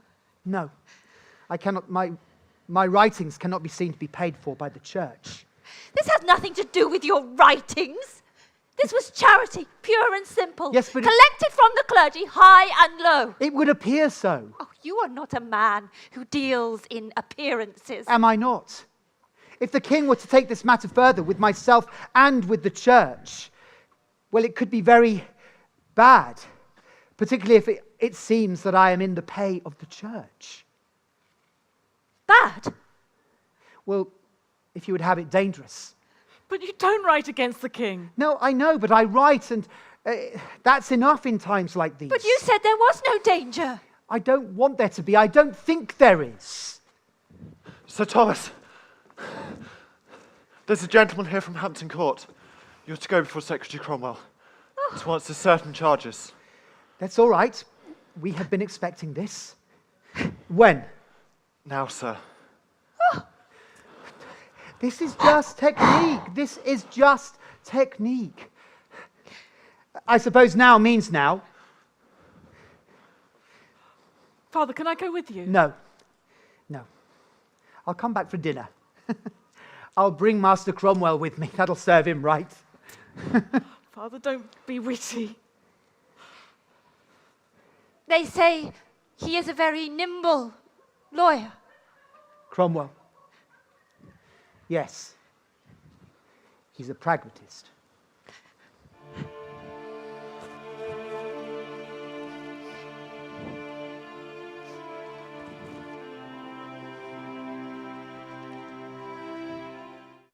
I'm sorry to invite you here at such short notice, Sir Thomas. Good of you to come. I think you know Master Rich. Oh, yes, we're old friends. That's a nice gown you've got, Richard. Master Rich will make a record of our conversation. It's good of you to tell me, Master Cromwell. Oh, believe me, Sir Thomas. Oh, maybe that's asking a bit much, but I'll tell you anyway. You have no more sincere admirer than myself, Sir Thomas. Not yet, Rich. Not yet. If you could tell me the charges. Charges? I understand there are certain charges. Oh, some ambiguities of behaviour that I should like to clarify are hardly charges. Richard, will you write that down? There are no charges. Sir Thomas, please sit. Sir Thomas, you know, it amazes me that you who were once so effective in the world and are now so very much retired from it should be so opposing yourself to the entire movement of the times. Yes, it amazes me too. The king is not pleased with you. I am grieved. Yet do you know that even now, if you could bring yourself to agree with the universities, the bishops, and the parliament of this realm, there is no one who the king would be likely to honour than yourself? I am well acquainted with His Majesty's generosity. Sir Thomas, there is a charge.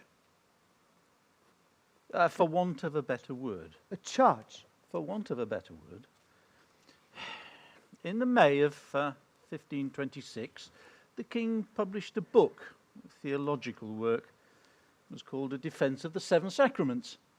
In which he was named Defender of the Faith by His Holiness the Pope. By the Bishop of Rome.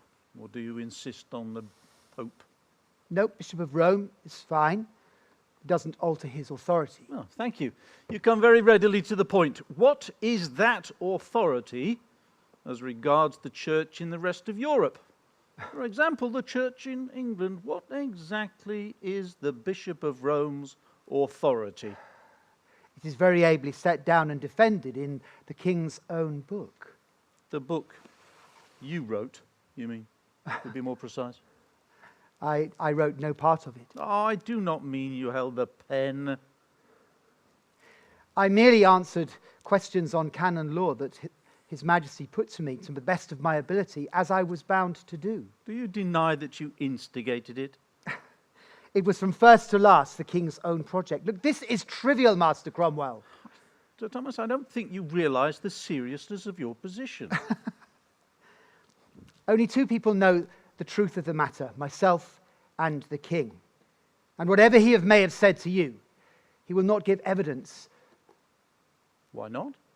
Because in giving evidence, you have to swear on oath, and the king will not perjure himself. If you don't know that, then you don't know the king.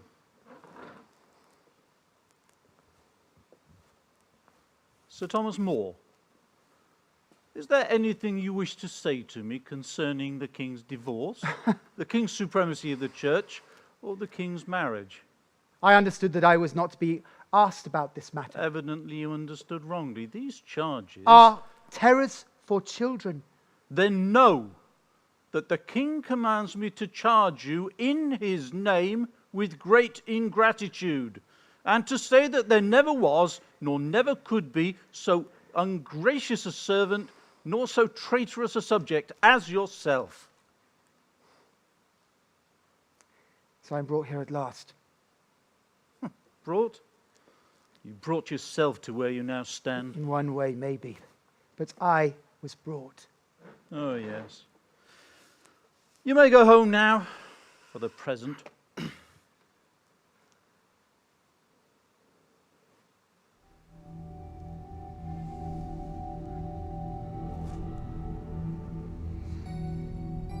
still think you can frighten him? No, he's misusing his intelligence. So what are you going to do now, then? Oh, be quiet. We'll do whatever's necessary. The king's a man of conscience, and he either wants Sir Thomas More to bless his marriage or Sir Thomas More destroyed. Either one will do. Well, they do seem odd alternatives, though, Secretary. Do they? Oh, well, that's because you're not a man of conscience. You see, if the king destroys a man, then it's proof to the king that it must have been a bad man, the kind of man a man of conscience ought to destroy. And of course, bad man's blessings not worth having. So either will do. Ah, I see. Well, there's no going back, Rich. Huh.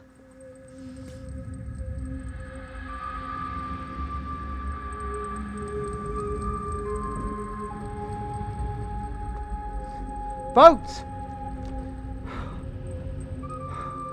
Can't be as bad as this. Boat!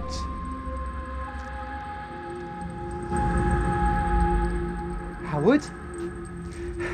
I can't get home, they won't bring me a boat. Do you blame them? Is it as bad as all that? It's every bit as bad as that. Well, then it's good of you to be seen with me. I followed you. Well, were you followed? Probably. So listen to what I have to say. You're behaving like a fool. What about your friends? What about my friends? God damn it, you're dangerous to know. Well, then don't know me. Something further.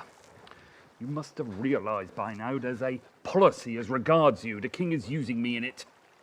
Oh, that's clever. That's Cromwell. Howard, you must cease to know me.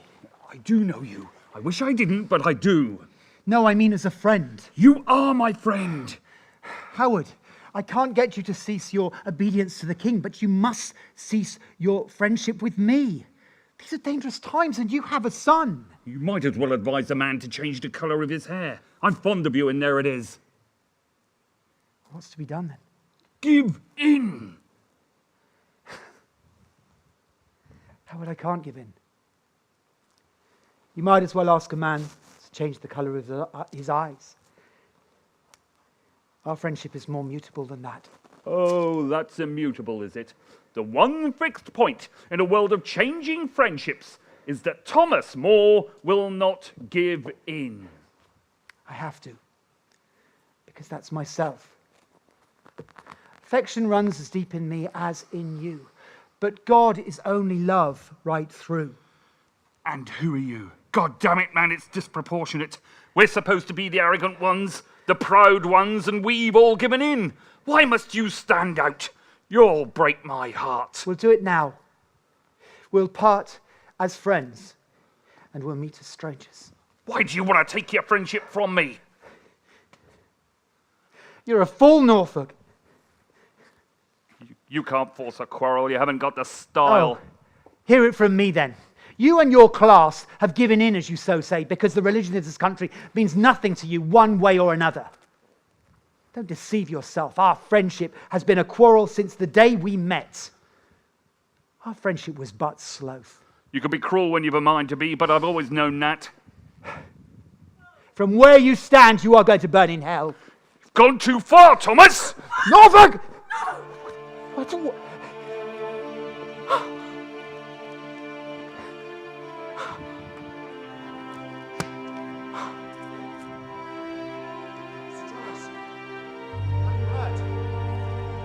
Have you told him? We've been looking for you, Father. There's been a new act through Parliament, sir. An act? Yes, sir. About the marriage. What about the marriage? About this act, they're going to administer an oath. Well, an oath on what compulsion? It's expected to be treason. Yes, sir. but what is it about? It's about the marriage, sir. Yes, but what are the words? We don't need to know the words. Yes, we do. An oath is made of words. You may be able to take it or reject it. Do we have a copy of the bill? There's one coming from the city. Let's get home now and have a look at it. Father, what happened tonight? I spoke slightingly. Let's get home.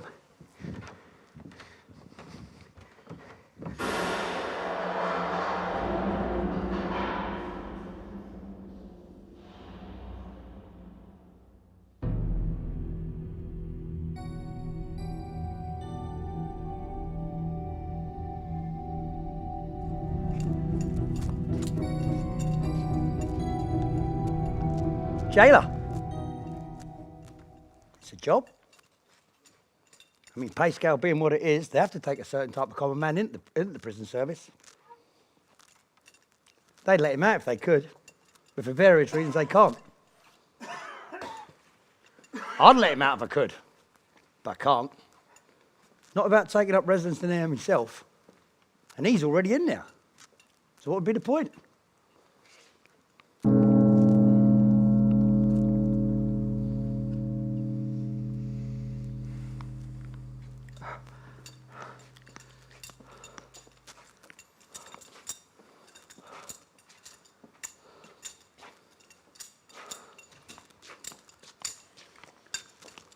Sorry, sir. What's the time? Just struck one, sir.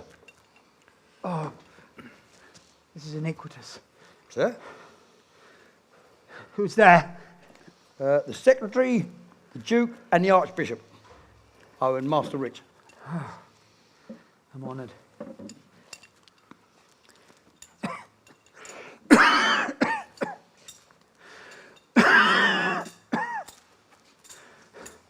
A chair for the prisoner.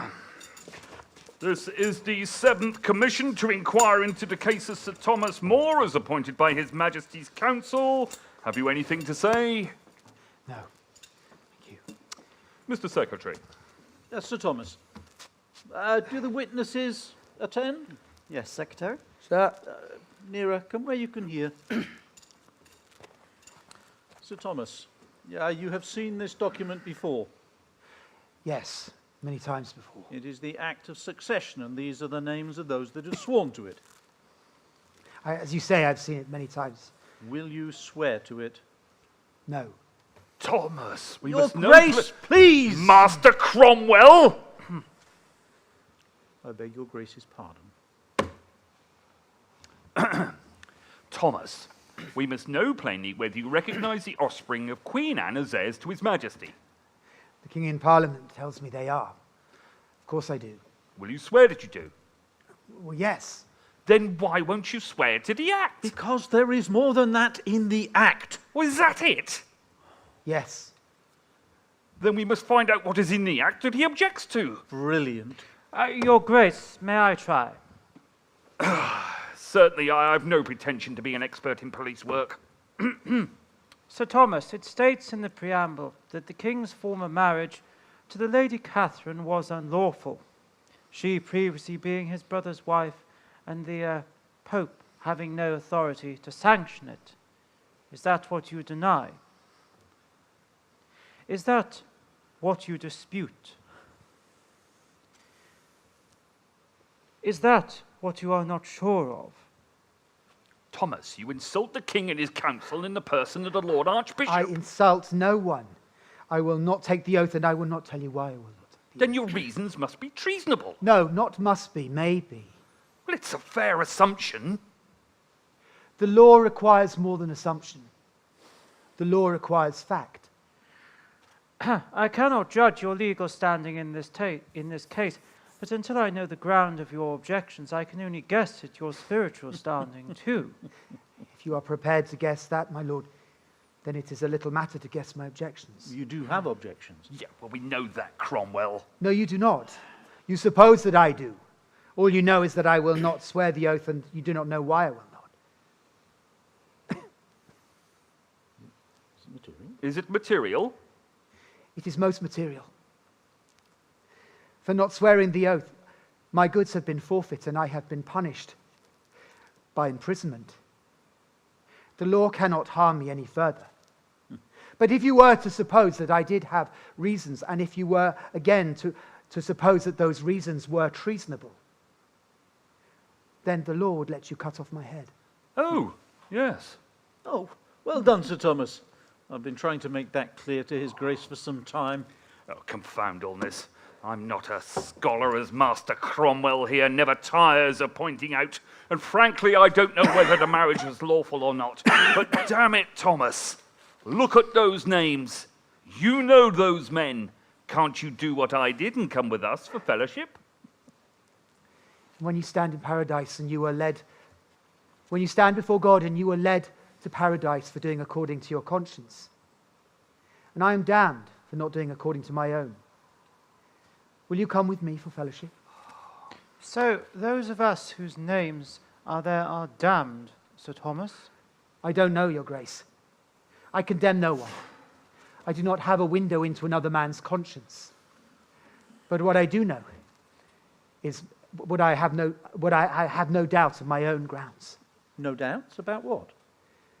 My own grounds for not signing the oath. Grounds which I will share with the king and king alone, and which you, Master Secretary, will not trick out of me. Thomas! Oh, gentlemen, please, can I go to bed? You don't seem to appreciate the seriousness of your position. I defy anyone to be in that cell for a year and not appreciate the seriousness of his position. Yet the state has harsher punishments. You threaten like a dockside bully. And how should I threaten? Like a minister of state. With justice. Oh, justice is what you are threatened with. No. I am not threatened. Mr. Secretary, I think we might let the prisoner retire as you requests, unless you, my lord... I see no need in prolonging the interview. Then, good night, Thomas.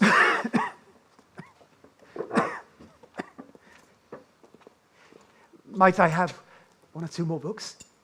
You have books? Yes. I didn't know. You shouldn't have. Can I see my family? No.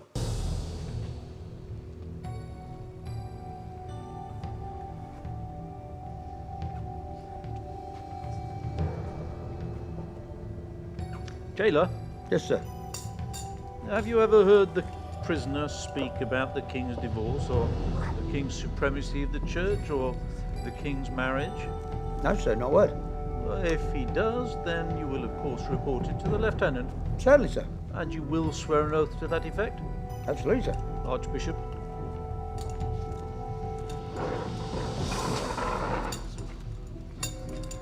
Place this at your left. Raise your right hand. Take your hat off. I swear by my immortal soul. I swear by my mortal soul. That I will truly report anything. That I will truly report anything. Said by Sir Thomas. Said by Sir Thomas. Against the king or his council. Or his council. So help me God. So help me God. Amen. And there's 50 guineas in it if you do. Yes, sir. That is not to tempt you into perjury, my man. No, sir.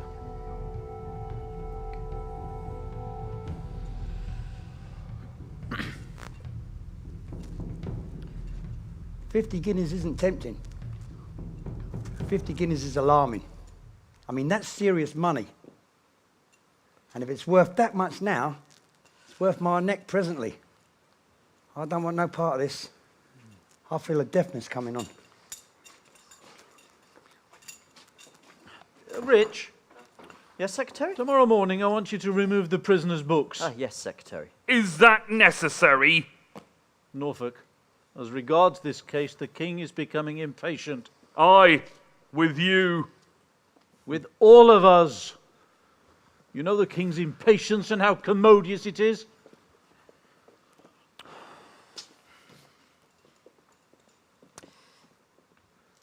Master Secretary, the Attorney General for Wales has retired and his post is vacant. You said I might approach you. Not now. Oh.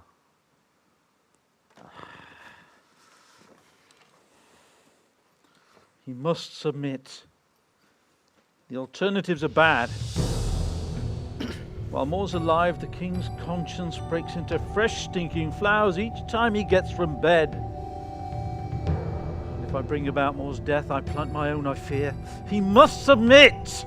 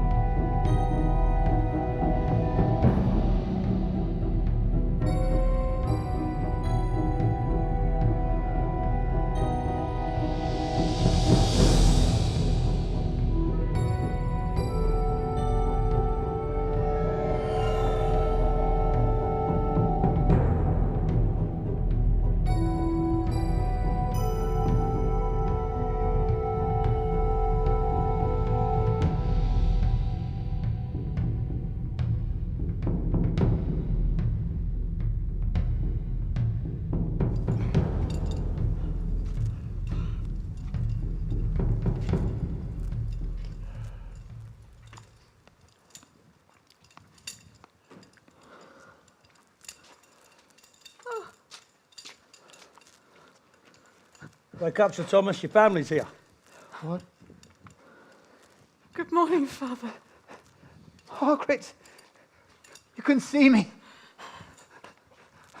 Good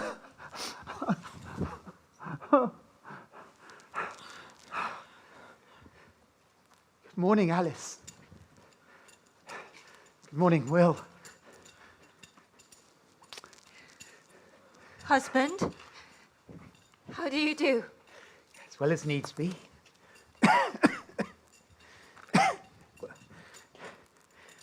This place, yes, I know. Except that it keeps me separated from you. It's not all that bad. It drips. Yes. It's too near the river. We brought you some things, Father. A cheese. And cheese. A custard.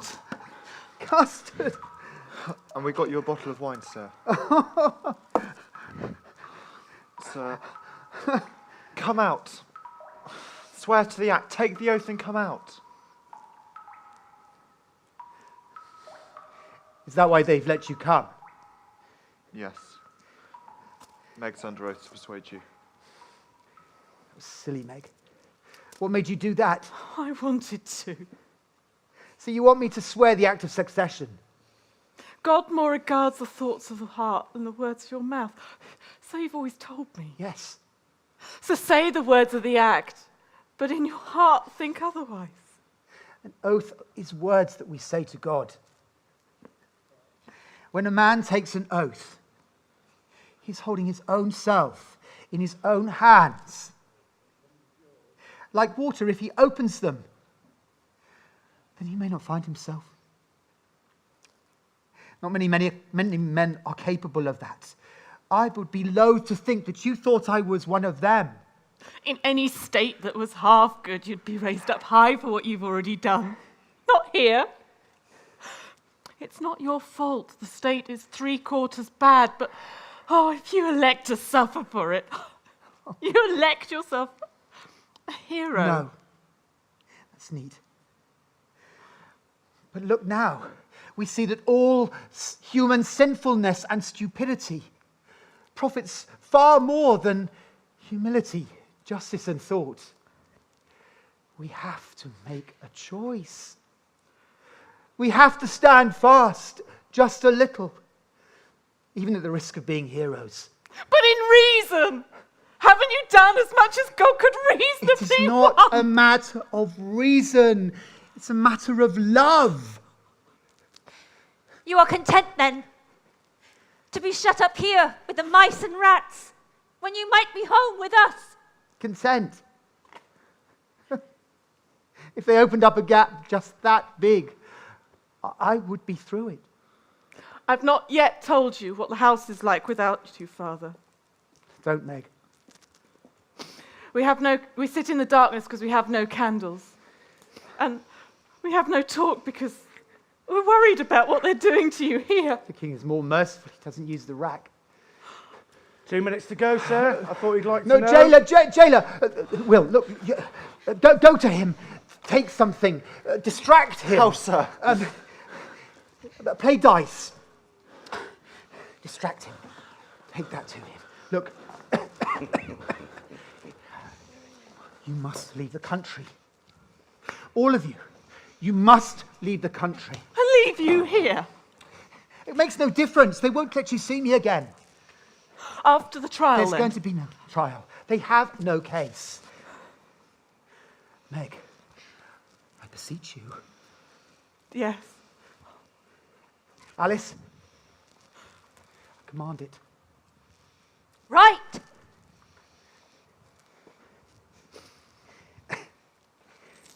That's a nice dress you're wearing. It's my cooking dress. Alice, it's a nice colour. My God. You think so very little of me. I know I'm a fool, but I'm no such fool at this time as to be lamenting for my dresses. I am well rebuked. Alice. No! I faint when I think of the worst that they could do to me. And yet, worse still would be to go without you understanding why I go. I don't! Alice, I think if you tell me that you understand, I think I can make a good death of it, if I have to. Your death is no good to me. Meg, Alice, you must tell me that you understand. I don't. I don't believe this has to happen. Alice, you have to say that you understand, otherwise I don't think I can face it. Well, I don't. It's the truth. You must. I'll tell you what I'm afraid of. That when you're gone, I shall hate you for it. You mustn't. You must. Mustn't.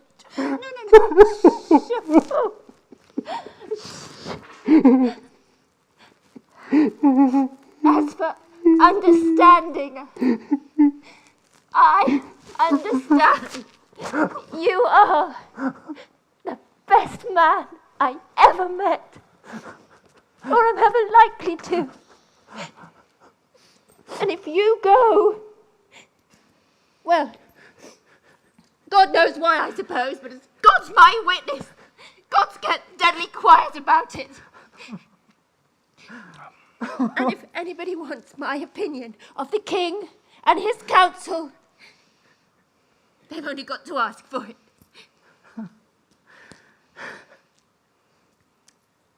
It's a liar man married.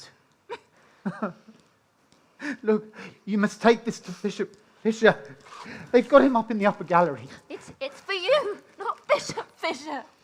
Oh, that's very clever. I know what you're up to, sir. It's on the minute, man. No, I know exactly what you're up to. Right, what's going? No. Time's up, sir. Time's Just up. one more minute. You must understand my position here. We're not Come along, sir. Come along. Right, my lady. You are going to have to leave. We cannot have this. You come along, miss. Your husband's going to get covered to... You just... You're being watched, woman. You really know you cannot... You must come with me. You need to come with me, lady. You are going to go to... We don't know how to do. Go! Alice, farewell, my love.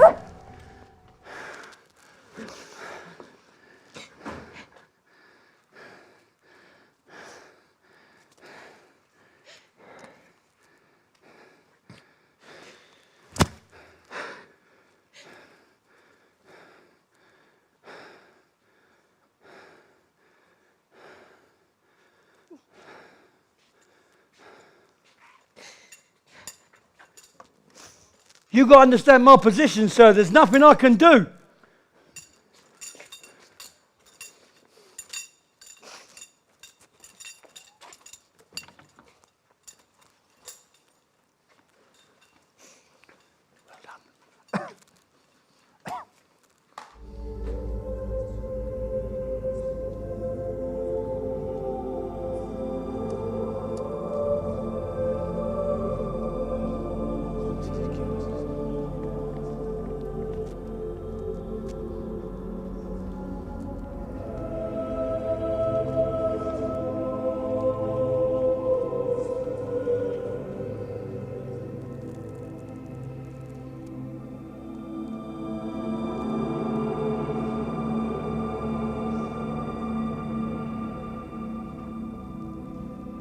Foreman of the jury, Yes, sir.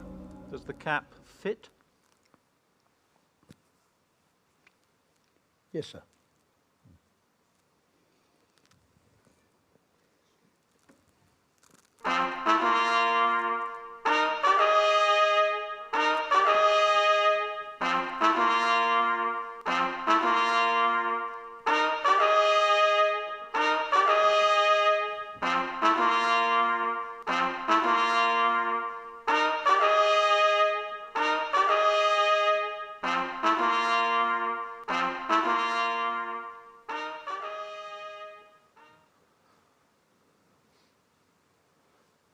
The court to be seated.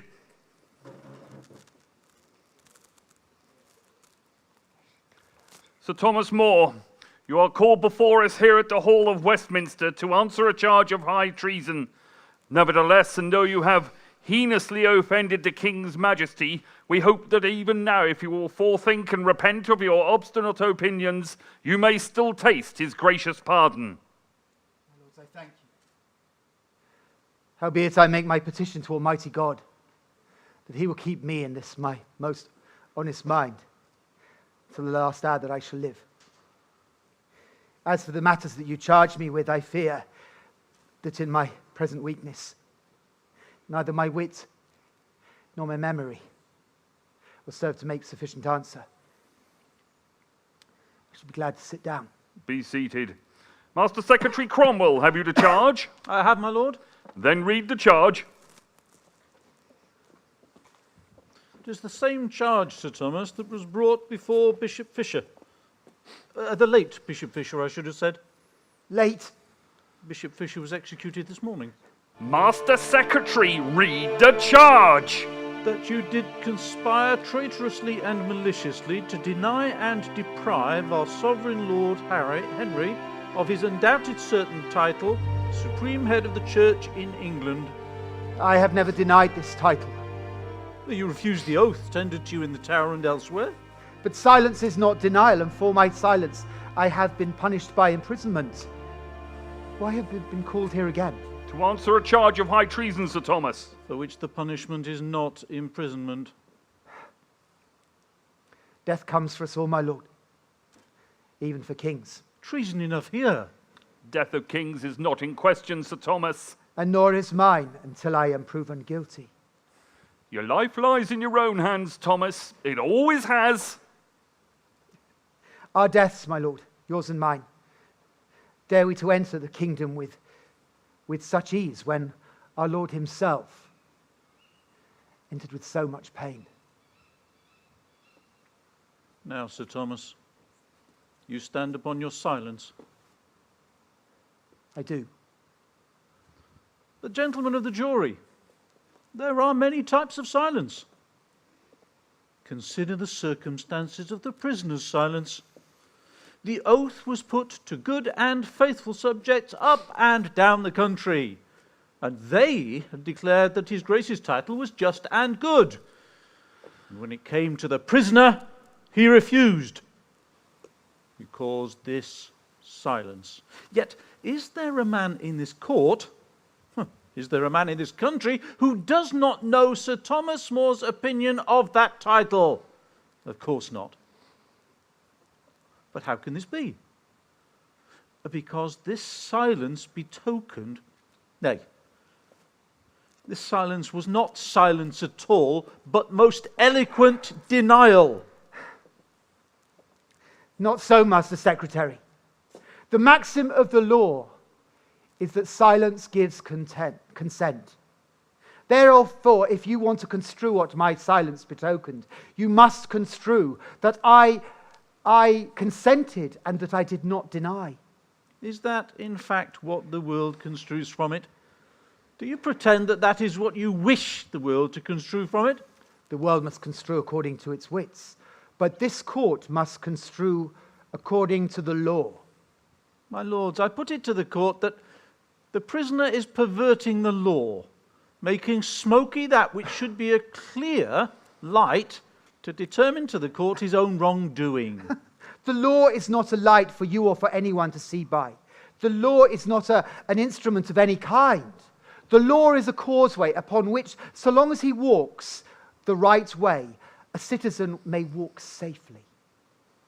In matters of conscience... Ah, the conscience, the conscience! This word is not familiar to you. Oh, by God, too familiar. I am very used to hearing it in the mouths of criminals. I am used to hearing bad men misuse the name of God. And yet God exists. In the matters of conscience, the loyal subject is more beholden to act according to his own conscience than to anything else.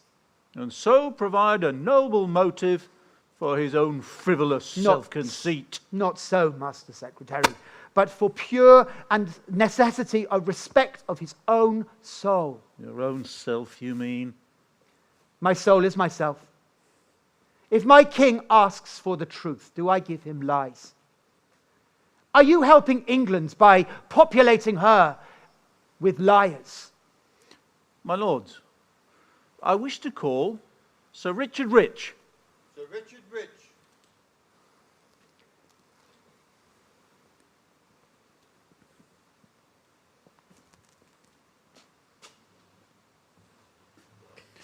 I swear by my immortal soul.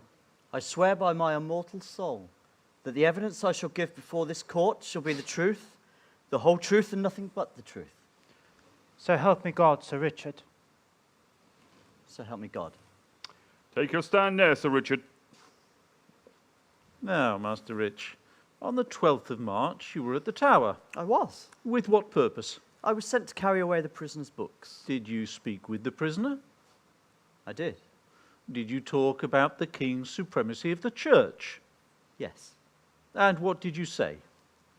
I said to him, supposing there were an act of parliament to say that I, Sir Richard Rich, should be king, would not you, Master Moore, take me to be king?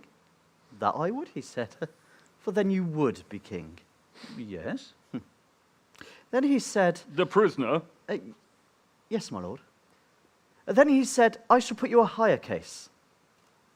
How if Parliament were to pass an act to say that God is not God? And then, that's right, and then Get you silence! said... Continue. I said, I shall put you a middle case. Parliament has made our king head of the church. Why will you not accept him? Well? He said that Parliament did not have the authority to make our king the head of the church. Repeat the prisoner's words. He said that Parliament did not have the competence, or words to that effect. He denied the title. He did. By faith, Richard, I am sorrier for your perjury than for my own peril. Do you deny this? Why, yes, my lord. If I were a man who did not behold the taking of an oath, as you well know, I need not to be here. But now I will take an oath. If what Master Rich says is true, then I pray that I will never see God in the face. That is not evidence.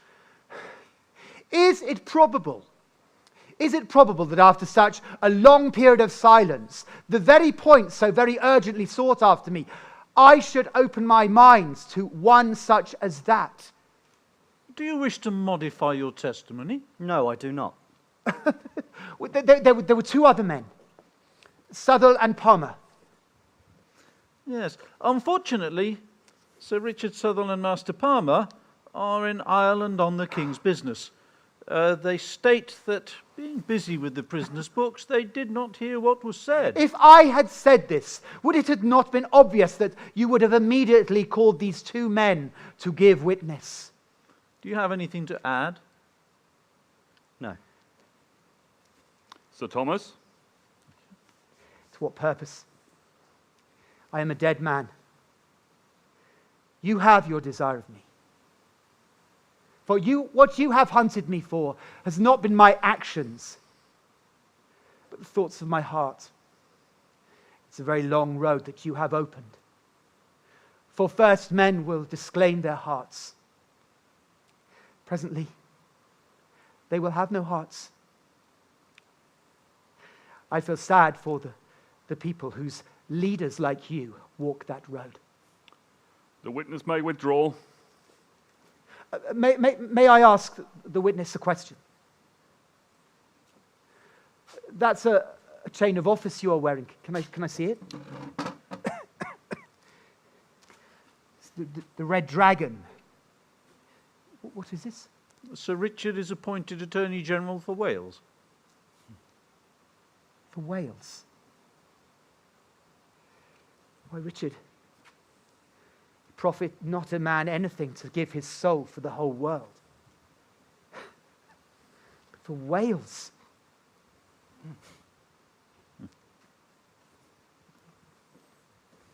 Now, if I may beg the court's indulgence, I have a message for the prisoner from the king. Sir Thomas, I am empowered to tell you that even now... No. It cannot be. My lords, the case rests. The jury will retire and consider the evidence. Considering the evidence, it shouldn't be necessary for them to retire. Is it necessary?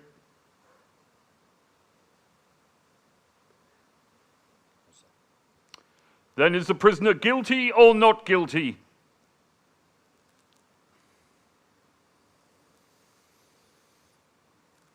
Guilty, sir.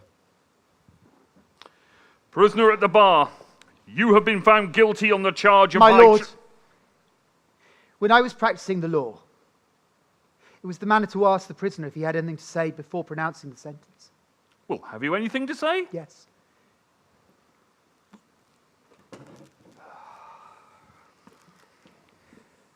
To avoid this, I have taken every path my winding wits could take. But now that the court is determined to condemn me, God knoweth how, I will disclose my mind on my indictment and also the king's status. The indictment is grounded in an act of parliament which is directly repugnant to the law of God. The king cannot bestow the supremacy of the church because it is a spiritual supremacy. And more to that, the immunity of the church is promised not only in the Magna Carta, but also in the king's own coronation oath. Now we plainly see you are malicious. No, not so, Master Secretary. I am the king's true subject. I pray for the king and all the realm. I do none harm. I say none harm. I think none harm. And if this not be enough to keep a man alive, and by faith I long not to live. What you have sought my blood for has not been for the supremacy, but because I would not bend to the marriage. Prisoner at the bar, you have been found guilty on the charge of high treason. The sentence of this court is that you shall be taken from this court to the tower, thence to the place of execution, and there your head shall be stricken from your body, and may God have mercy on your soul.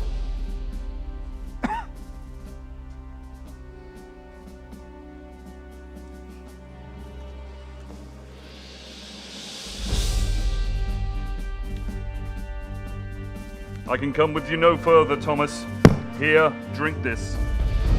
My lord, had Iselan Gaul not wine given to him. No, I must be going.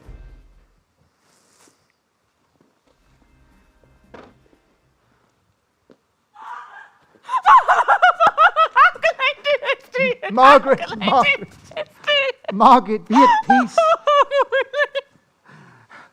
This is the law of God and the will of nature. Trouble not thyself. Be at peace. I know that you know the desire of my heart.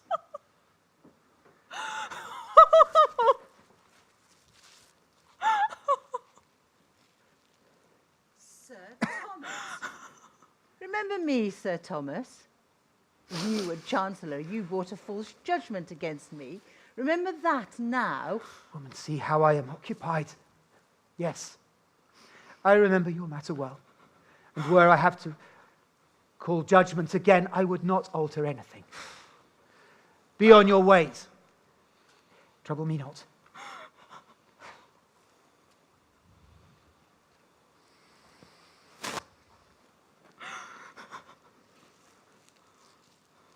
For shame! Take courage, good man!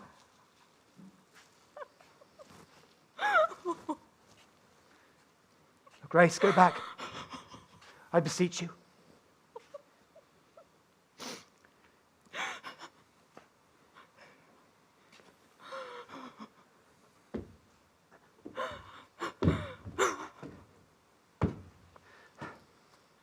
Friend,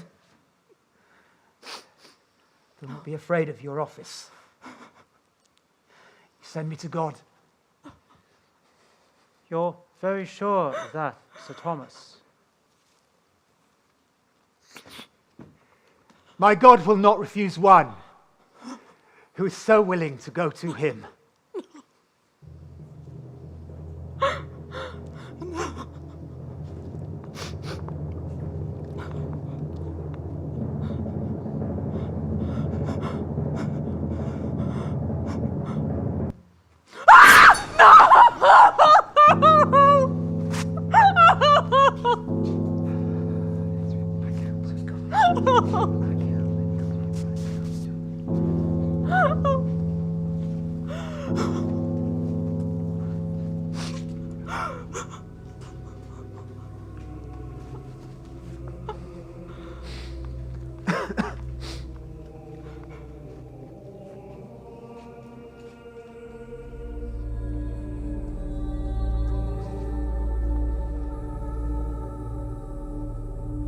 Thomas Cromwell was found guilty of high treason and executed on the 26th of July, 1540.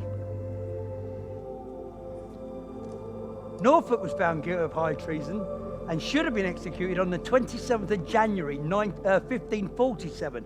But on the night of the 26th, the king died and they couldn't sign the warrant. Thomas Cranmer, that's the other one, was burnt alive on the 21st of March, 1556.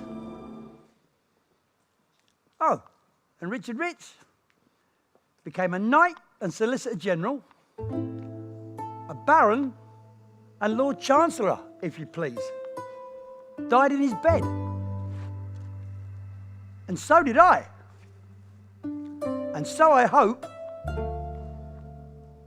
do all of you. Good night.